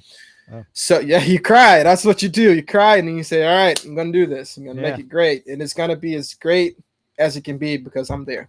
You Yeah. know, that's That's what the an artist attitude wants to to have hear about too. it. Exactly. You want your artist to feel Yeah. like, "Hey, this guy has me. I don't have nothing to Yeah. worry about." So I'll tell you a quick to story there me, too. Is yeah, when we go. so this file actually came in handy. So we after US we did a run in Asia, Singapore, a whole bunch of other countries, Australia, etc. And so after the US we went. The first show was in Singapore, and it was a festival. We walk in, and we weren't carrying a snake, just the LV1 with the rack. Um, and we get there, and I'm getting my stuff going. Go to front of house, drop my console, and their Cat 5 line that I'd spec is I forget what exactly, but it wasn't Waves compliant, like we had confirmed over the email and the phone call. So my inputs were dropping out. So Wow. it was an SD7 there. I think you all have seen that picture at this point of me on the SD7 in Singapore. Basically, what happened is maybe 20 minutes before our set, ran down to the stage. Guys, we got to move all these, got to move all this over to your house racks now. And ran up, loaded my file. Got on my computer, converted it real quick. They happened to have a wave setup going, so threw my stick in. They had to restart it to enable waves, and like the whole thing. Um, didn't eat the entire day. Got down to the stage. Artist is there. Everything all right, man? Yeah. So I just want to let you know, the snake that was provided is not working with our console. I got a roll on the house console, but it's you remember the console we had at Firefly? It's that same brand. I have a file, and we're gonna be cool. And he's like, "Yep, cool. Yep, you do your thing. It's cool. Glad you're here. Let's keep moving. Let's do the show." And it was a great set. And so yeah, so I think instilling that confidence too is an important Wow. part of, even if you walk in and we I don't know if you've ever been to this club called Amos in Charlotte, and Yes, have you seen the rigging in there? I And it's just like have. stuff is chained to the ceiling, and like they're using like dish rags as instead of I'm blanking on the word, instead of It's terrible. instead of I'm blanking on the word now. I know what you're talking about. It's Yeah, like but yeah, the wool or rigging in there is something. like super sketchy, Yeah. and I had to have that same thing, where they didn't notice it, but I brought that to the TM's attention, like, hey, I just want to let you know, I don't, this is not going to fall, but I just want to make you aware that this is the situation. There's this stuff is dead hung. They're not going to change it. Yeah, But I just want you to know that this is what's happening. Um, for sure. yeah, yeah. There's nothing you can So do about it. But it's like if somebody's I'm like looking at that, like, so what are you looking at up there? I'm like, it's not it's not going to kill anybody, but I'm really concerned about that rigging. yeah, And then there's times where that, it is appropriate for you to go, like, a buddy of mine was at this club in Rochester where it was like a KF 300 on top of a piece of truss with a base plate on it with nothing securing it. oh, And I was, you know, not good. right. I was like, burlap, Arno. Thank you. Burlap is what I was trying Burlap, to say. Yeah, there's times where it is appropriate to be like, hey, this really ain't right. Like if your crowd's gonna get wild, you know, and that there's nothing, weighing that down, then you really should be speaking up. for sure. Yeah, I got way off topic there. Let's get back to the Behringer console in 57s. No, you're good, man. You're good. Um, so me, like, if that kind of thing happened, I'll tell you a little bit about what happened to me, like a few months ago. I kind of found my sands and waves and having all this stuff and all these great tools and gear and stuff. And I'm like, all right, cool, this is great. But I had to come to a realization that, hey, the basics of audio is what. Oh, that's crazy. But the basics of audio is what makes you just as good with the plugins or not. You know what I mean? Right.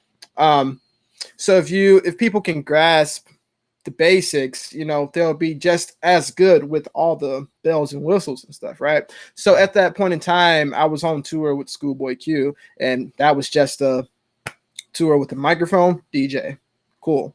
So I ended up having some tracks and stuff, and I would take my sessions and stuff, and I would mix full bands from my previous bands and stuff, and use nothing but console EQ, Yeah.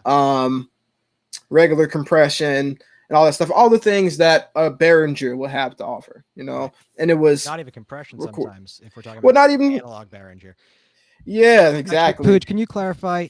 Are we talking about an X32 or do we have like an analog, like the one knob comp compression? Because that makes a huge difference on Yeah, mixing I'm area. sure he's talking about like an All X32 or right, something. let's roll with Something. an X32. We'll say X32. That's the most common and cheap and affordable console that's Yeah. digital. I would feel like. But yeah. So X32 57s. It comes down to 4 or 5 different things. Mic choice, which you only have Mic a 3, yep. 57. You're gonna have to do a lot of low pass and high pass filtering.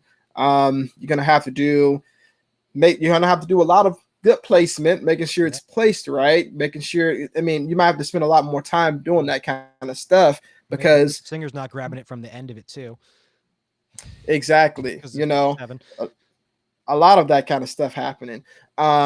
But to me, you're gonna have to hack out a lot of things that you usually don't hack out for sure. in certain microphones. I think we just lost you for a second. Do you want to just cycle back real quick and repeat that? I think you just dropped off. Hey, you hear me? Check. Hello. I don't Is know. that Is you he hear me? coming up for you guys too, or is Check. this just my internet that's messing up here? Hey, check 1, 2. Am I? Can you hear me? Yeah, no, you're good. You're good. I think that might have just been me. Okay. Okay, great. But me, say kick drum for instance. You're gonna me. I don't use anything above 60 hertz in my kick out, so I low pass a lot of that information. And a kick drum at 60 hertz through a 57 is not going to sound like a M M82 high pass or Sure. low pass down to 60 hertz. And that would be a But real you're gonna have to make disappointment the if it best did. of it. Yeah, and honestly, I've done that before. And you can get some pretty decent results out of that. Yeah, I I've even tried have to do that. to low pass down to like 50 to make it sound like it's 60, Right. because the curve is definitely not losing feed. It goes in and out. Okay, cool. Sorry, guys. Um, We're only human. great. Hopefully this doesn't keep breaking up. Yeah. But yeah, like same thing. Like with the kick in. If I want to use a 57 for a kick in, it's going to be all about the placement. Yeah. I like to place a 57 like a little bit off center of the clicking point. Definitely. If I have to use that for a kick drum, because I've definitely done that before, and a lot of times, to be honest, if I can on the console, well, We just lost you again, real quick. say, okay, I can't. So, like, on one microphone, I will put it inside the kick drum, and Yep. I will, for my kick out, I will double that channel to my kick out and use just one microphone. And that eliminates the phase, relationship happening between Yeah, those two microphones. You know what I mean? Like the phase offset. So I'll take that for microphone, sure. double it, low pass it down to 60 hertz, and then we're at a good place, and I'll high pass the input for my kick, I'm so jumbled up. My kick in. I hack out a lot of, what's it's called, 300, 400, 500, Yeah. even some 600 out of a Oh yeah. 57, because all of that stuff sounds terrible. And me, I'm I've gone oh, up to it might 1K sometimes even too if it gets a bit weird. yeah, and me, when I'm in things like that, or situations like that, I'm like a high shelf kind of guy. Like I'm gonna start taking high shelves and going up with it, like from Yeah. 5, 6, 10K on a high shelf up like 5 or 6 or 10 dB, because those are the kind of decisions that you have to make when you only have 57s in a, you know, X32. And the X32 is a great console. I've had some pretty good results off of that. Yeah. But I think those are the kind of things that you have to think about whenever you only Yeah. have those resources. Um, Yeah. yeah. I'd say So for me, if that was the situation, I would definitely start by working on the vocal. We've all done the 57s and everything thing. yeah, yeah. Hopefully there's at least an 80, not God forbid an 81, but some kind of condenser that you can throw up over it. I And hate the 81, yeah, no, dude. you know what's funny? I was into it for a hot second where I thought the high end thing was cool, and after that hot second, I was like, no, this is terrible. Um, Yeah, so yeah, I would start with the vocal on that and get that because for me, the thing about 57s, it's not that they pick up bleed more than anything else. It's I hate how bleed sounds in them. If you know what yeah, I'm talking about more specifically. So I would start that my mix, kick guitar, and do we have any DIs in this situation? Let's say yes. yeah. Let's Um, just say some regular yeah, JDIs or whatever. Not even JDIs. Some courtyard or wherever they come. Oh, did I yeah, you're coming in go and out a little bit. out? But I'll while decides to set up again while your internet reconnects or whatever. I'll just say real quick, we have and Cooper can kind of speak. We have done My, that kind of thing before. It's not necessarily like like an ASPA and bad backline. Like we've done this festival in oh yeah, I'm gonna close out our. I think it might be our two screens. I'm gonna hide these. Um, we've done these like kind of regional local festivals or something like that where it is a box full SM products and an X32 and whatever PA. It's nothing special. It's a gig in the park or whatever. And we're talking it's going to be 57s on guitars and let's say we have 604s in this and you still make it work. You can get there. Oh, I think Ricky just went away. Oops. Well, yeah, I mean, uh I think the answer there is yeah, really focus on your placements and really focus on your placements there. And oh, he's back. Yeah, I think. Yeah, focus on your placements as best you can. It's funny this festival for that I'm talking about in particular. Uh, the day starts out as like local youth bands, and by the time the direct support and the headliner come up, it's pro bands that are either at least at minimum the headliner is carrying a guy or guys. Um, and by the time you start at the day going, it sounds, and then by the time even with your same EQs and your comp settings and all and your verbs, just the guys playing it and their own settings on the back line has made it, makes the biggest difference. Um, let's see if Ricky's ready to join us again, or is that just a blank screen? Nope. Well, while we're waiting for Ricky to rejoin us, do you guys have any questions you want Ricky and I to answer or talk about, give our opinions on? One of the cool things about this period we're going through, not that it's great or anything, but there's so many different opinions that are going around right now, and we all have the opportunity to learn from new people's opinions, even if it's not something we agree with. It's still cool to hear other people's opinions and workflows. Um, not everything I hear I agree with, but it's cool to at least consider it. Here's Ricky.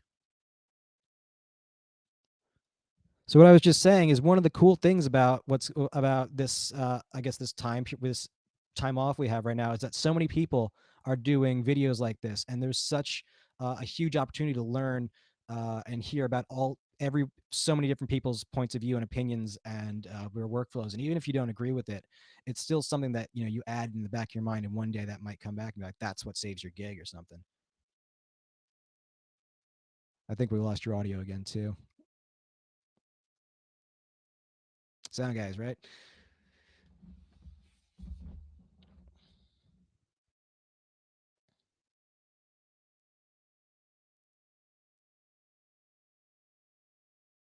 Hello. Yeah, he's back. Ah, there you are. Sound guys. Yeah.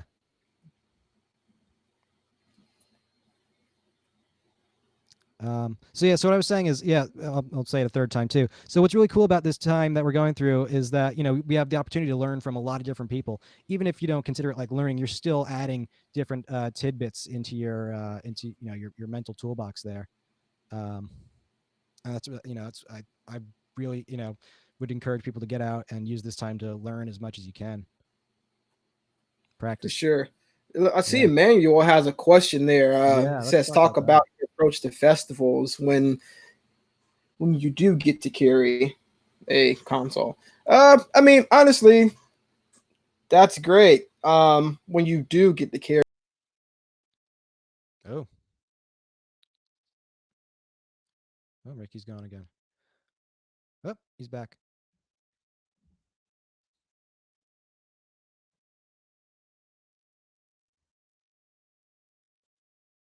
You there? Same thing with the. Well, while Ricky gets set back up again, I'll say, yeah, when you do get to carry a console, it's great. Either you're Check looking in. one, two. Yeah, here he is. There you go. Um, Great. none of my festival experience has been as the headliner. So the if I'm carrying this 8 or anything, the biggest thing you can hope for is that the path to front of house has a barricade going to it, so you can get your console in and out during the day. Run your snake without pushing through all the bandanas and all that. So when you don't, that's such a difference. Dude, I was gonna say that's an easy question. If you Yeah, I do, was gonna say the same thing. well, That's a super that's easy. like that's another day. Um, Yeah, literally another day. don't. Um, that depends really.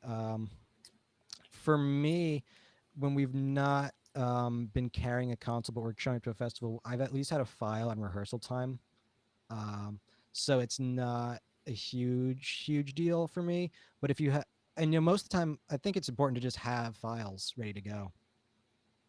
And even if you just, it does come down to advance and just try, even if you just have, one editor open in one side of the computer and the other, and you just copy your EQs over and just like write the numbers in, you're gonna get to a pretty close point that you can throw up and tweak it during a line check and go.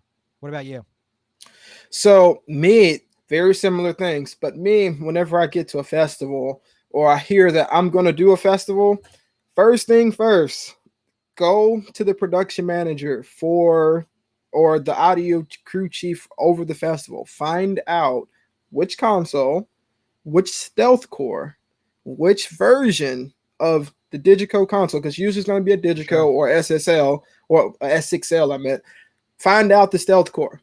Find out what version is on, because if you get there and the festival has like something that's on 9 six, well, what is it, 987 or something like that. Yeah. And then, which this is, most people have updated by now, but just theoretically, they're on 987 and you come in with a file that's 1069, you're not going to be able to use your Right. file Yeah. at all. You're not. That's happened to me before, and I've had to sit there and recreate everything. So that's first thing first. Make sure you have the right file and the Yeah. right, stealth core and all that stuff for the console. And there's a Second, difference too if you're talking about, you're walking to a festival where everyone is using one console, or or a console's being provided for you where you're the headliner, or that console as just it's for your sole use. In that case, we've had it with not this eight but a different eight, where you know I forget why it wasn't up to date, but the point, it was up to date, and we just ended up having to update it right there and cross our fingers because it was a monitor. It was going to be the monitor console, and there was no way we were going to sit there with two computers open and redo a 64 input show or something like that. So right. the scenario very much depends on that. But for sure, making sure your firmware is right. This festival in Singapore with the SD7, when I first got the tech pack from it, and we had a console, so it didn't super matter when I looked at it. But when I looked at it, it was on 929. Um, Luckily enough, this SD8 that I originally created my file on is on 929.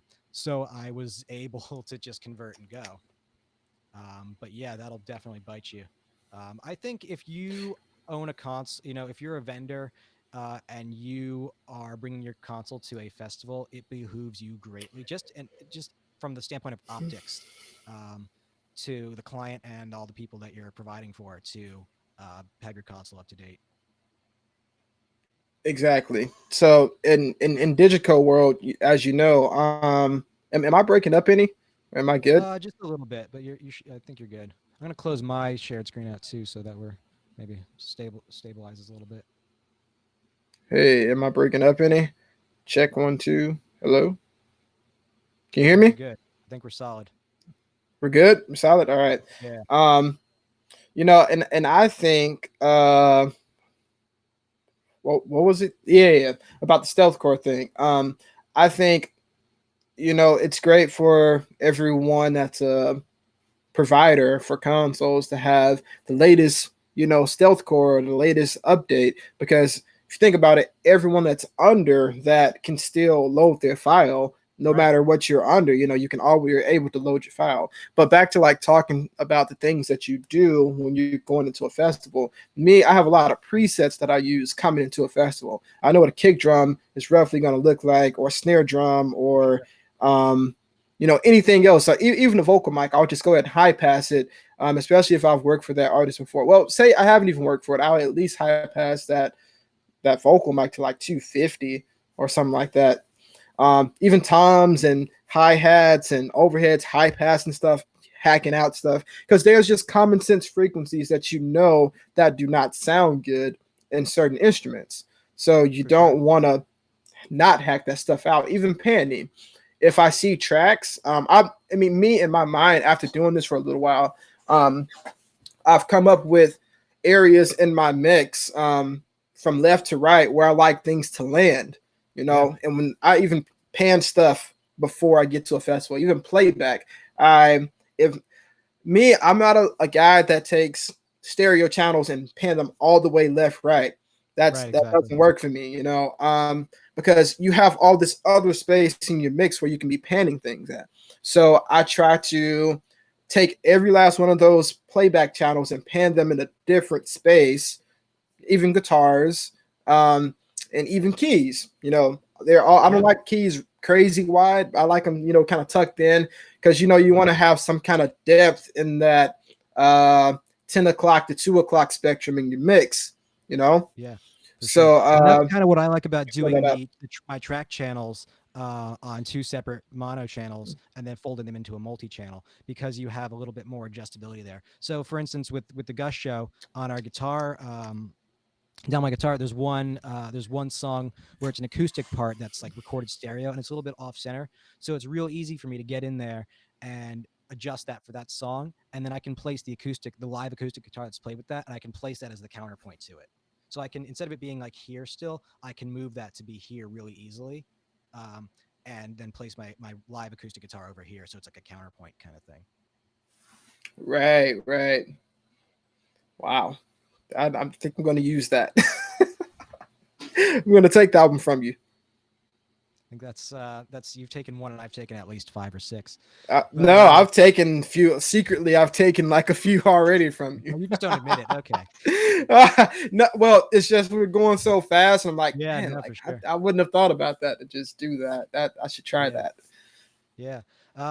So these guys are all saying, what if it's a throw and go? You don't have your console of choice and you don't have a file. For me, vocals and DI'd things are the first things I will work on. If I'm Mm, just like, somebody's on the console before me and it's like I got to step up and go, and they've, here's this. Do you either want to, start from scratch or whatever? Usually, if some, it's a weird question. I usually will not want to work off of someone else's file. That usually doesn't work for me at all. I will take same. blank. Maybe I'll, dig in, rough stuff in. But the first things for me, if I'm able to line check in the PA, vocals, DI, and things that are DI'd, because the vocal bleed, will pick up the drums for the first, bit of a song where you can get some gain on the kick and throw that up real quick. Maybe I'll revise that. Kick, DI's, vocals, and that's kind of where I'm gonna. If I have to like go, that's gonna be Right, where I start. Because the DI things, there's no volume coming off the stage for that, so that needs to be in the PA to start. right. Same for me. A lot of I'm going to be high passing a Yeah, lot of stuff and low passing a lot of stuff. Really quickly to like get kick started. You know, well, not kick the actual kick, but like just get started, with everything. right. Vocal first. Start throwing up things with DI. Um, I start low. I'm a low pass kind of guy. I Me don't know too. about you, but I like to Yeah, low pass a lot of stuff. Like even keys and guitars and stuff. Cause me, I start to get clarity quicker when yeah, I low pass things. Because yeah, say things like playback and vocals and guitars and stuff like that, or cymbals, things that need to shine and things that needs the sparkly bits at the top of your mix. If you start knocking off some of that stuff, like then out of bass guitars and yeah. keys and Regular guitars for sure.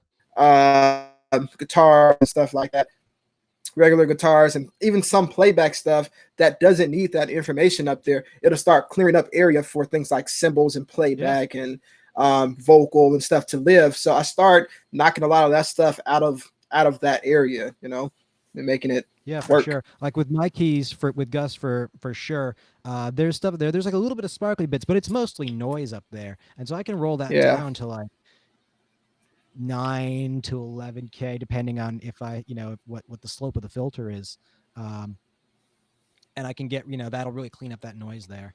Um, Dude, tracks for sure, especially if you, found out like a surprise like I did that there's these, unhigh passed keys just rolling in and cluttering up your low end there too. And what's weird is for Right. me, I always find if I'm doing like, the mid side, side chain comp off the band bus, I will find that I can gain some clarity too if I take some stuff out of like around 500 as well. So I'll do like one that's like at the 1K area and one at like the 500 too, because then your body of your voice, it's not just like, the throat and mouth. You get some chest, that there's room for your chest voice as well. Yeah, yeah. And what's crazy about that low pass high pass thing is that it not only affects the way that your mix sounds, it affects the way that your system operates too. Yeah, Because if there's all this miscellaneous stuff going on in the high end, your system's going to be trying to reproduce frequencies that are not there. yeah. You know, Like if you got or a that Leslie that's not high pass and you're trying to send all that rumble to your subs, you're gonna run out of right room. And there's just stuff coming out of like 30 hertz that doesn't need to be there. That's bass you do guitars. want to, yeah, yeah, basses. Yeah, my bass with Gus is high pass to like 60 most of the time. Yeah, yeah. Like I think mine is riding right at around. I think a high pass around 30. Well, not 30. About 40, 45, somewhere up in that Yeah. area. Because you do the Because low air too. Yeah, the thing for me is my yeah, kick will be like kind of the low foundation. The bass will be above that, and then but there are times when that switches in the mix though. There are times where I yeah, don't where the bass, like that when I do the low air on the aux. There are times where that high pass goes away, and that I have the subs kicking in on that. and that's And again too that's with a crazy. filter, Mine you is have the a roll opposite. on. Right. You have a roll off too. So yeah, I mean, but yeah, there's times where that's that works the other way. But yeah, too with a filter, you're rolling off too. So it's not like you're getting rid of everything. I just don't want as much happening with my bass below 60 because he's playing pretty stringy stuff anyways. So Right. Yeah, my bass is like I typically, this is just me, just in general, no matter who I'm mixing. Like I the way I like bass to operate, I like bass to go all the way down to like 40 hertz. Like I like it sure, just running up and down that yeah, stereo, well, up and down that lower spectrum of my mix. And I like the focus kick drum around 60. And I like it to just stay there. And then I like to let bass just do its thing. That's why I like to do that whole the whole side chain thing, because yeah. when it gets in that area, I like it to duck, and give that nice tight feeling. So yeah, Yeah, no, I'm weird. Now that I think about it, I'm kind of the same with that. I there's some stuff you'll find that you do too. I just do stuff, and you don't really know why you do it, but that's how you do it. And then you think about it, and like, oh, maybe I thought I was doing that, but I'm actually not. Kind of stuff. Like, I yeah, would yeah, love to have yeah. my bass. I would love to have my bass roll down to like 40, 30, whatever. That's not the way this bass player plays. So there's no point in me letting that stuff roll, like just the buzz and the hum roll and the kick drum through the bass mic roll through. Um, Right. so it's a lot of it too of suiting what you're doing to the player because I'm not going to try to create to an extent I'm not going to try to create something that's not there because it might just be sound artificial or weird. Um, Yeah, I try not to make. I try not to put something there that's not already there. I try to enhance what's there already, but if yeah, it's not already there, if you have an input that has no like 60 or 50 hertz in it, yeah, I'm not trying to like put that in there, yeah. and Then find make it something else to put there. exactly. Find something. That's the exact approach. Find something else to put there, because trying to make that input, have more of something that it doesn't have, you're gonna fail at that. You're gonna fail. Yeah, and that's too why I do the low air instead of doing like a shelf or just getting rid of the high pass for that bass bit because I feel like I haven't tried this, but I just have this sneaking suspicion that if I try to do that with with a shelf, it's just going to take the bass mic is just going to take off. Um, so I don't know if so when you do a bass DI and bass mic, how do you treat that? Do you try to get two good sounds out of that and blend it, or are you trying to do one thing with one input and the other with the other and make that blend happen? Um, I'm gonna tell the truth on that. Like I never really use a bass mic. I haven't used a bass microphone since I was in college, and when I was using the bass microphone, I'd use Smart to align it and get the millisecond just right. Yeah, I do it in phase for Whether that. it Yeah. was like, yeah, if it was like point something, I like in phase too. I use that for overhead microphones and aligning drums and stuff like Yeah. that. I love in phase for Yeah. that What's kind of cool stuff. too about the Earthworks overheads is because they're so precise and so fast, you really need to delay and it's like not too long, but like the hi-hat really does need to get pushed back a little bit because otherwise it is smeary. Really, Yeah.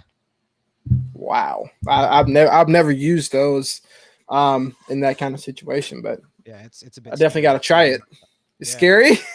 It's a bit scary because like, oh wow, yeah, these are like so accurate that I hear my hi hat like being smeary now, and like this point two of a millisecond has made the hugest difference. Um, Right. yeah, yeah. So Nice. that's interesting. Like, I will do I'll take the kick out approach to a bass mic. I won't go like down to 60, but like for me, it depends too a little bit. But for this band in particular, what's coming out of the bass mic above 200 is kind of gnarly because he's got like a Sans amp he's kicking in there and stuff. So that's already coming out of the DI in a less gnarly way. So that the bass mic for me is going to be my fullness. Ah, I gotta try that. I gotta get back into the bass mic and you know DI thing, because I Yeah. always just use just a DI and Yeah. that's it. If, I mean, if we're doing like a festival, like Arno, like if we're doing like the bash or something where those inputs are available, but it's like I gotta go. Yeah, just like snare top, kick in, bass DI, the essentials. Wow. Gotcha, Yeah. man. That And sounds great. yeah. So what about like effects and reverb and pitch shifters and stuff? What do you like to use on vocals, drums, keys, whatever? Uh, I like to use specifically. I like H verb. I like for reverbs for drums. Like I mean, as far as analog unit, I think H verb is the only verb that really comes close to any other like analog unit. So For sure. I like to use H verb. I like to use Let me see what else. I like R verb, and sometimes I'll use true verb. I You like can to do a use bit of the scratchy H stuff too delay. if you don't. Yeah. Yeah, like I just feel like H verb. I like it because of the tail on it. The Yeah. tail is really good. It has this gentle roll off that I like. Because it, and that's the thing about reverbs that gets a little choppy. Reverbs that kind of scatter a little bit at the end. Yeah, for I sure. don't like those kind of reverbs. That sounds like Because kind of they when kind you of think about it break as a up. mental picture, it sounds like a shotgun scattering kind of thing. Yeah, it kind of looks like this, like Right. like going away, but and Yeah. it sounds like that It's too. still Instead separate of diffusion. It's not like a like blended tail. yeah, but the tail on the H verb is it's amazing. I like it. I use Yeah. that a good amount of times. But on this session, I think the R verb worked really well for what I do. Yeah. I don't really use any doublers really for any of the artists I'm doing these days, or anything else. Strictly just delays like a H delay and H verb. Yeah. I'm a bit the Um, opposite. I love throwing backing vocals into doubler, and I will do like the H3000 micro pitch shift preset, like God, I forget the numbers, but I'll take that. I'll put those numbers. I'll only use two voices out of the four, but I love that on like backing vocals or an acoustic. Um, Even sometimes on my lead vocal, I have been trying to go after the Roland Dimension D sound, button one, which is a very mm, subtle chorus, but you can use it. Um, it's not. It's kind of an ADT thing, but you can just get a little more gain out of it, and and you're getting a little bit of shift, a little bit of this. Um, it's not so discreet, but yeah, reverbs, H verb for sure is cool. I've been playing with instead of doing, I'll play with the pre delay, but I've also been playing with the build up and using that in conjunction with the pre delay. So it fades in a little more naturally than just chum, and it's just a hard start. I've been right. playing with that build up, so it's a little more I'm a, natural. Um, and that's another thing. You, hello, you hear me? Check yeah, one. you're there. Hey, am I there? Yeah, you're Oh, there. okay, great. Because it kind of stopped for a second. I think I gotta Yeah. get a better Wi-Fi connection or something. But All but I good. heard you talking about pre-delay, right? For a hot second. Yeah. Yeah, pre-delay. I'm a huge pre-delay guy. I use a lot of pre-delay on all of my inputs. All of my Yeah. delays. Well, not delays. All of my reverbs and stuff.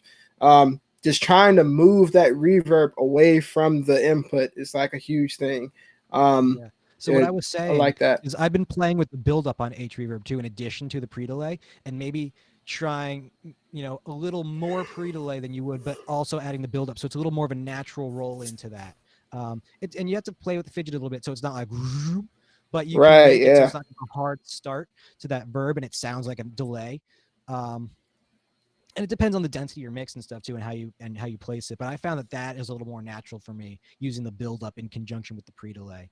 So maybe like a little more pre delay, but than I would, but adding the I just blanked on it. But adding the build up in, so it's kind of, and that would be pretty quick too. So it's you're into it instead of it just sounding Right. like a hard echo. But I'll do like a delay too, like with Gus, like a kind of a slappy thing. Do you use the ping pong ever on H delay? Yeah, only on certain Yeah, songs where it's like a really stereo kind of thing. yeah. On Actually, I'll I use that whenever I'm on Schoolboy Q. I use it all the time because that's like Yeah, his kind of sound. yeah. That kind of I'll do ping it, but I'll pong bring kind it of super sound. in. I'll do that. I'll keep it on like all the time with Gus, but I'll bring it in a lot. So it's not doing like a full left to right ping pong, but it's just creating Yeah, some movement back there. And if you blend that in, if you time your reverbs and your delays right and your feedback and get that all working together, you can Mhm. get you can use that delay to make your reverb have a little more feel in it and a little more movement, and it just adds some excitement to that verb. It depends on it, and you have to roll like a ton of high end off of that as well off the delay. I picked that up from do you ever watch the Mix U videos? Yeah, yeah, I've actually been to one of Yeah. those events too. Oh, really? They have I some wanted to great go, stuff. but I went I picked that when I up was at from NAM. Tone. Yeah. Yeah. Yeah. Yeah. Oh, the most recent one with Yeah, Scoville and when we Pooch. were at NAM. Oh, Yeah, that gave me Scoville, so much. Pooch, and Lee Fields, and Uh, Jeff Sandstrom, I think. Yeah, yeah. it was One of great. It was the awesome. one of the very first like big time front of house guys I met was Robert Scoville when he was doing the Anya demos. Um, Right? and yeah, and even like I'd never been to the room that it was in before, but even then I just remember being blown away by his mix. There's so many different approaches. Like he's a very super, like, his labels have his delay times, his latency compensation delays, and he's super into that. Um, and then you'll hear a guy that do you know Goya, who mixes Boys to Men? No, I don't. I don't know them. He's a good dude. Give him a look up. And he will do like next to nothing. I mean, and Boyz II Men is a great band already too. And he'll do like, I don't. The last gig I did with him, he didn't have any wave stuff going on. It was on our ST10, and he didn't have any wave stuff going on, just verbs. And this was like in an awful, like, it was a room in Brooklyn. It was like a tent basically in Coney Island with a big VTX rig, and it sounded amazing. So there's so many different ways to get at the same thing. Wow. Yeah, man. I found myself making really good mixes without waves. I mean, Yeah, waves is definitely something that I feel like I need. You take that away from me, and I'm like, I mean, I need those things. But yeah, things start to sound a little bit better whenever you're not using it sometimes. Because I feel yeah. like No, some you people. kind of get. Okay, Go no, go ahead. ahead. Yeah. No, I I was feel just like like some sometimes you pile people. too much. We fucked it up. I We feel like did. We sometimes if did. you keep adding and adding, and it just gets, because there is that harmonic distortion in there. Sometimes you just get to that point where it's just a little bit too saturated.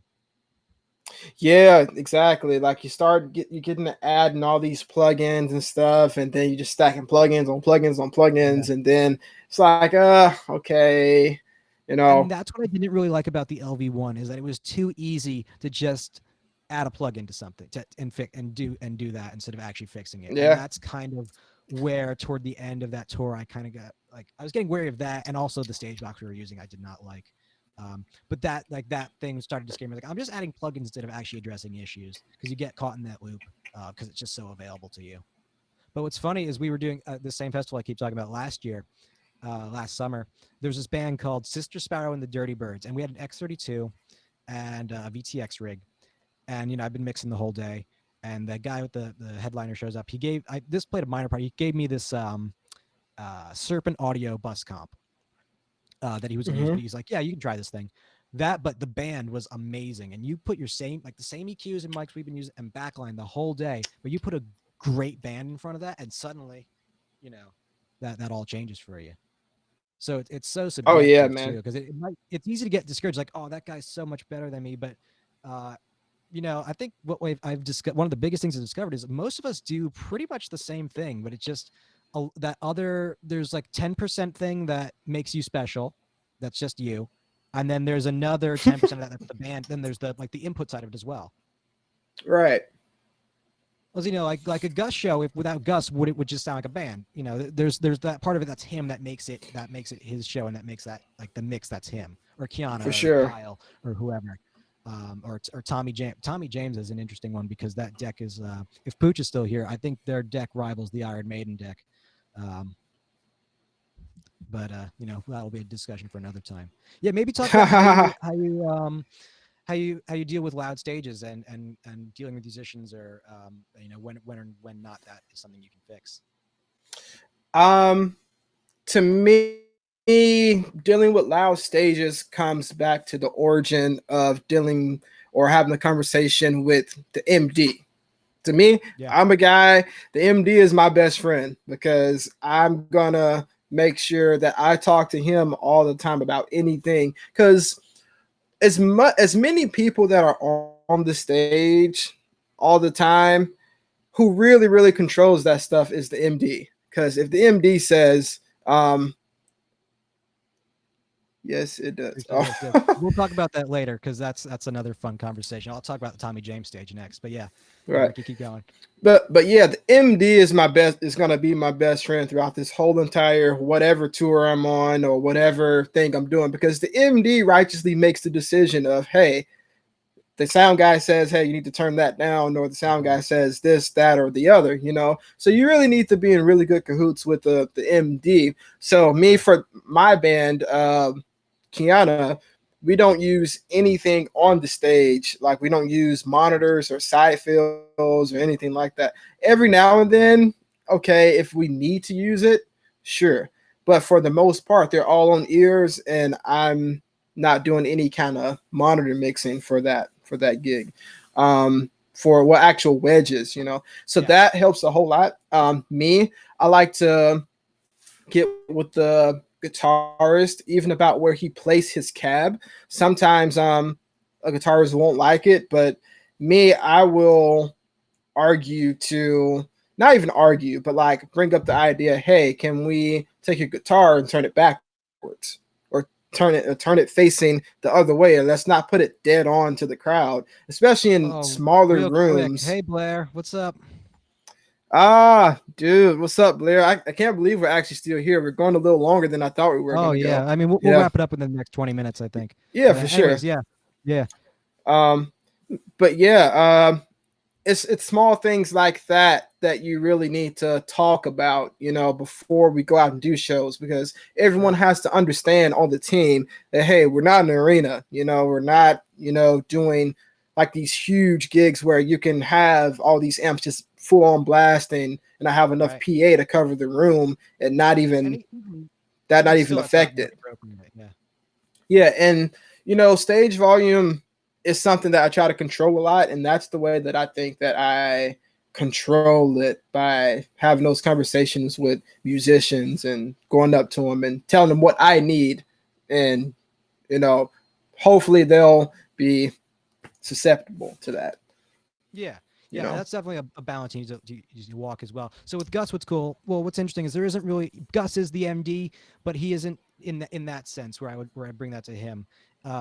Something like that. And the really only the loudest input on that stage is the bass cab most of the time. And most of the time that's not really an issue.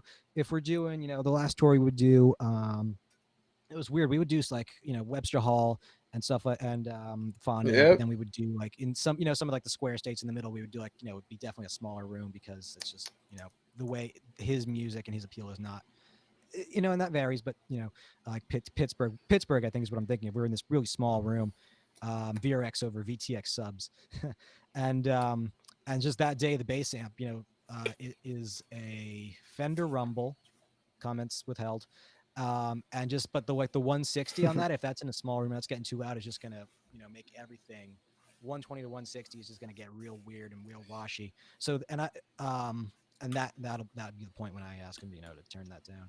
But again, that's they're all on ears too. Um, so the way I approach it is I have you guys have ears in, but mine are not. So let me tell you if that's working. Tell me. Not in like a demanding way, but you know what I mean. Like, here, you guys play. If you need to feel a little bit more, let's find a balance that works for you on stage. But I'll let you know if that's a bit too much out front for me. And if if it's an For issue, you want sure. to feel a little bit more your bass on stage, let's take it out of the case so it's sitting right on the ground instead of it's sitting on wheels, something like that. Right. For sure. And I feel like these are very important conversations to have with bands and stuff. And I feel like these conversations aren't had enough with Yeah. musicians. I feel like sometimes engineers don't talk to the musicians at all, and they end up not getting what they want at all because they don't communicate or even try to say, hey, this will make things better. And to me, I'm a guy that I like to, okay, even when we're in rehearsals, right? So say we have rehearsals, right? Uh, I will take the whole entire band and I will say, hey, let's come take a listen to rehearsal, you know? And they'll come up and they'll say, man, that sounds cool. Or they'll say, oh man, is that really what my guitar sounds like? And then Yeah, I'm like, kind of like, yeah, this is what this sounds like. And that's the process of starting to fix things, because once they hear what they really sound like, that really makes them say, hey, I want to change that. Hey, what can we do to make this sound better? Um, and I'm a guy that, hey, if even if the MD's not getting it, and I'll even bring management into something and be like, hey, let's take a listen to this. What do you think about it? And they'll immediately point it out because it's just so obvious that something doesn't sound right. And I'm yeah, able to solo those things and have people listen to playback and say, hey, this is what we have, and these are the problems, and this is what I need fixed if you want things to sound great. You know what I mean? yeah, So I try to like give people an A/B comparison of like what things will sound like if it's this way or it's that way. Because most of the time, if you give someone an A/B comparison, they will always choose the better one. You know what I yeah, mean? for sure. Yeah, Uh, so it's interesting with so Gus when yeah. I was doing. So we started the tour with the SCV 7s, and as we got further in, I started like just having a problem with it. And they all wear SC215, like the generic Sures, because that's and there's an X32 rack on stage, which is going away now.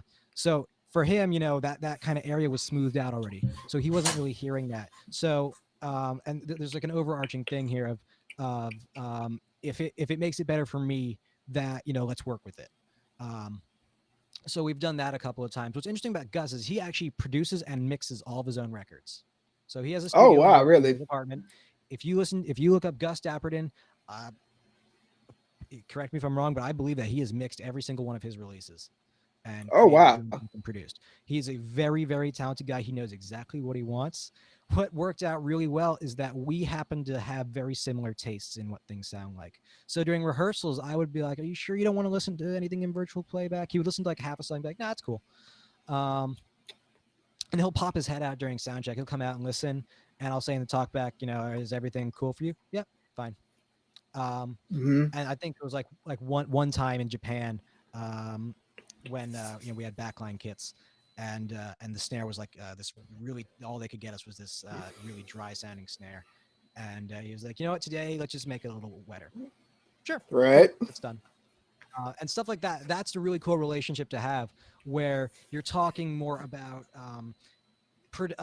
overall or details of things rather than like, oh dude, my vocal sounds awful, oh the vocal's not loud enough, the kick is over, whatever, stuff like that. Like Right. we never had that part. It went right to being like producer talk kind of stuff.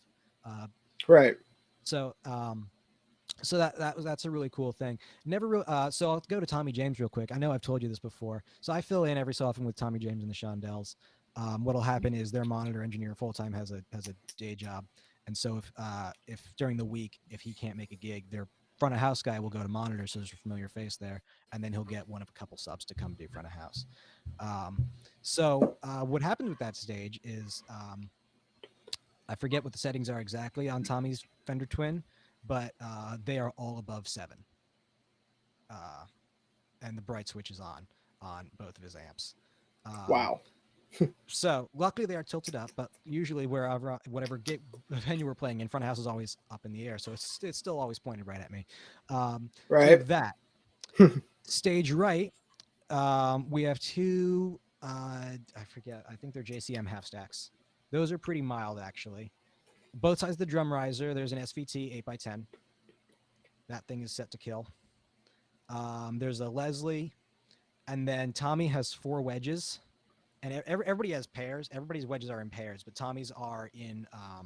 He has 4. The inside, I want to say, the inside is more of his guitar and vocals, and then the outside pair is like everything else, including drums, which he's usually, let's say, 13, 14 feet away from. Mm-hmm. So already, I think the the usual guys there clocked him around a 109 A off the stage, like 75 feet off the deck. That's Wow. 109. And we're playing like, festival, small. So the last one I did was in February. We were playing in this 20s theater, like domed roof, really nice, like plaster. There was a couple of problems the way the PA was deployed, and maybe that'll be our last subject is PAs.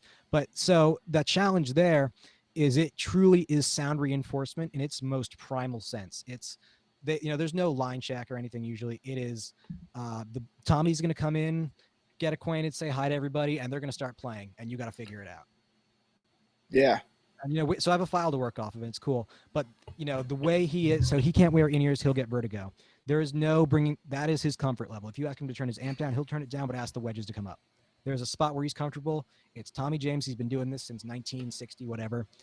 This is how he plays. Thanks, Pooch, for stopping Stuck in by. his way. Um, but yeah. See you, So, Pooch. I just lost my train of thought. Yeah, so that's how a Tommy James show goes. You gotta make it work, or somebody, or don't take the gig. Um, and so that's an interesting challenge sometimes too. Is there will be like a limit where the guy comes up to me and says, "Dude, we can't go any louder. You're gonna start shaking the ceiling down." Um, if you make it any if you keep it at this point, because we're in this plaster room and all this stuff. So it's an interesting challenge making that work, because if you turn the wedges around, you could do a show off them. um, so that's a really interesting thing, because even if you can ask him to turn down, but it's still going to come up in one way or another. So that's always Yeah. interesting. Like, so it's like a 36 input show, but what ends up in the PA is like vocals, keys, like bass DI maybe, and drums. And Wow. if you have enough time to check your toms before doors, that's a good day for you. So yeah, that's a real interesting job. So maybe we'll wrap up with what PAs do you like? What configurations of PAs do you like? Ooh, me, I like Clear. I like the Clear cohesion. They've really done something great with that PA. It's very transparent. I like that it even shows the ugly parts of a mix. It's a great PA, man. Like it's so transparent that like it starts showing things that I don't like about my mix, and when it's showing me that, that's when I know it's good, because some PAs often start to sound kind of scooped, or they'll Yep. sound like a little too processed, and it's like by the time I print my left right mix and I listen to it after the show, it sounds nothing like it sounded in front of me. So I feel like the Clear PA, it's a really good one. But other PAs that I like that are not proprietary are like I like L Acoustics a lot. I like DMB, and even some RCF stuff. Those are some of my favorite PAs to work with. I like Meyer. Meyer's great too. But yeah, those are some of my favorite PAs to work with, man. Yeah. So let me ask What you about this: you? I've never had a good show on a J rig. Um, it's just something about the way I've V and Q. I've had great On shows a on, J rig? but I've never really felt great about it. A way a J rig. Yeah, how a J rig sounded. Maybe I'm weird, but how do you feel about I feel like it's interesting. Like the V and Q, the small boxes, I really like, and then the big box. I haven't been in front of GSL yet, but I've never had.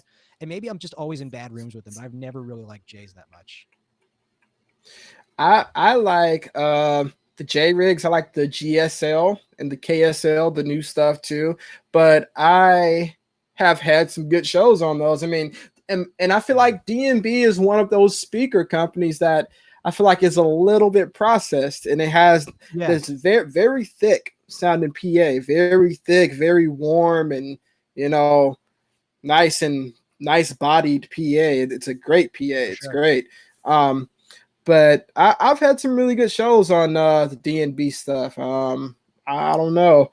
I don't know what's going Maybe on, it's but me. I think yeah, that's when you tell that I'm getting weird. Yeah, for me, I gotta say, I have not mixed on a Claire cohesion rig. I've mixed on some Claire trap rigs that I've been like whatever about. oh yeah, you But got to for check it me, out. yeah, I mean, yeah, hook me up with someone that's getting a Claire rig. I'm telling you, So, yeah, man, but for for sure. me, K1 K2 is which is Yeah, my scratch. Um, he wasn't. That's very interesting, Blair. Um, yeah, which is the first time I heard a J rig, it was I'm not going to say the company name, but it was a company that is very well known for having a massive DNB inventory, and I thought it sounded weird. But yeah. anyways, yeah. So K1 K2, which is my scratch. Right after that, how do you feel about VTX stuff? VTX is great. I like it. Um, If we're talking about like 4089, we're talking about Oh, no, 4089 no, or no, like no, no. I mean like the new stuff, like oh, VTX, okay, not okay, like the new, like the yeah, A stuff and like like the A VTX V25 stuff like 20. that. Oh yeah, that stuff is great, man. It's amazing. I like those PAs a lot. They sound great. They sound great. Yeah. I don't know what else to say about it. It's a Yeah, no, great sounding exactly. I think PA. yeah, like Vertec for me is such a mixed bag now because half the Vertex we had on the last Gust tour were powered by XTIs or had weird crossover presets. Um, and so that for me is like kind of just puts an asterisk on Blair. that's yeah. I was trying not to call anybody out. Oh Thanks for that. my god, Blair is amazing, bro. Yeah. Blair, we're gonna have to get you on. Blair, one of these I'm gonna be doing these weekly, so I think it's not even optional. You're coming on one of these weeks. Yeah, you got to So come on, bro. um so yeah, yeah. So yeah, I think VTX again is how if you power it right. We do it with iTex at K. You can do stuff. Meyer, I like everything about Meyer until we get to like 7K, and then I don't like Meyer. Yeah. And that so that's interesting. Um, Adamson has been pretty cool. The E12s I do some work with sometimes, and those sound really, really good right out of the box, which is cool. They don't have, you feel like you don't have to take out like the 2.5K Ah, stuff, and nothing's gonna bite your head off. how did I miss Um, Adamson, dude? Adamson would be my number two PA. How did I miss yeah, that? I forgot. I don't even know how I forgot that. It would be Claire Adamson, uh then what you call them, then L Acoustics. yeah, If I could choose. Yeah. yeah. The Adamson stuff's really cool. What's funny about like the new, if you listen to the new stuff versus the old stuff, this company I do some work for sometimes has the E12s and they have Spectrix too, and the Spectrix is almost like early JBL sounding, which is kind of funny. Like it's got like that raw, um, not harsh, but like there's some 4K there, and you're gonna feel it in your teeth. Um, Oh. but it's almost pleasant. You are weird, Grunie. We know that. Yeah, we all know that I'm weird. Nah, So that's yeah, so I'm we've weird. been going on God almost 2.5 hours, 2.5 hours now. I think. Wow. Wow, I this is told I told crazy. all I told all you guys, if you put us together in a room, we will talk until somebody dies. Right, Um, yeah, for sure. yeah, so hang around for a quick second after we end this. But are there any last questions you guys want to fire off before we wrap this up? Let's do Speak it. now, if forever hold your peace. Before we ask any questions, I wanted to say one quick thing. You brought Sure. it up uh a little bit ago about crap, now it's lost my mind. Now it just totally just poof. I had it and then it just poof. Um dang, how did I just miss I don't even know how I forgot it that quick. Oh It was man. something about art. Oh yeah. Um this is a skill that I learned from Pooch a while ago. He was like, "Yo, whatever you work for artists, you should download their whole catalog and figure out." Because you were talking about how you and Gus had the same kind of style, you know.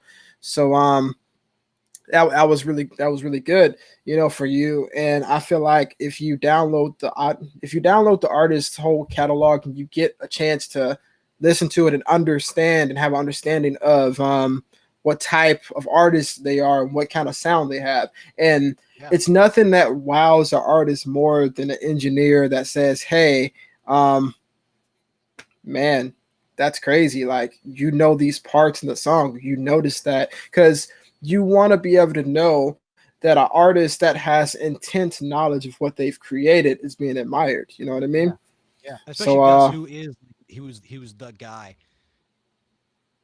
yeah. Particular. Yeah, yeah, no, for sure. Like, and what's interesting too is this didn't occur to me at first, but I halfway through the tour, I think it was like on the way to Australia or something. Um, you know what? I'm gonna listen to all the music again because you get into this like rut of what your mix is, and then I just took a minute and like, I'm gonna listen to everything in the set again and remember what it actually sounds like Right. and refresh myself and remember what my focus is supposed to be on. So Yep. yeah.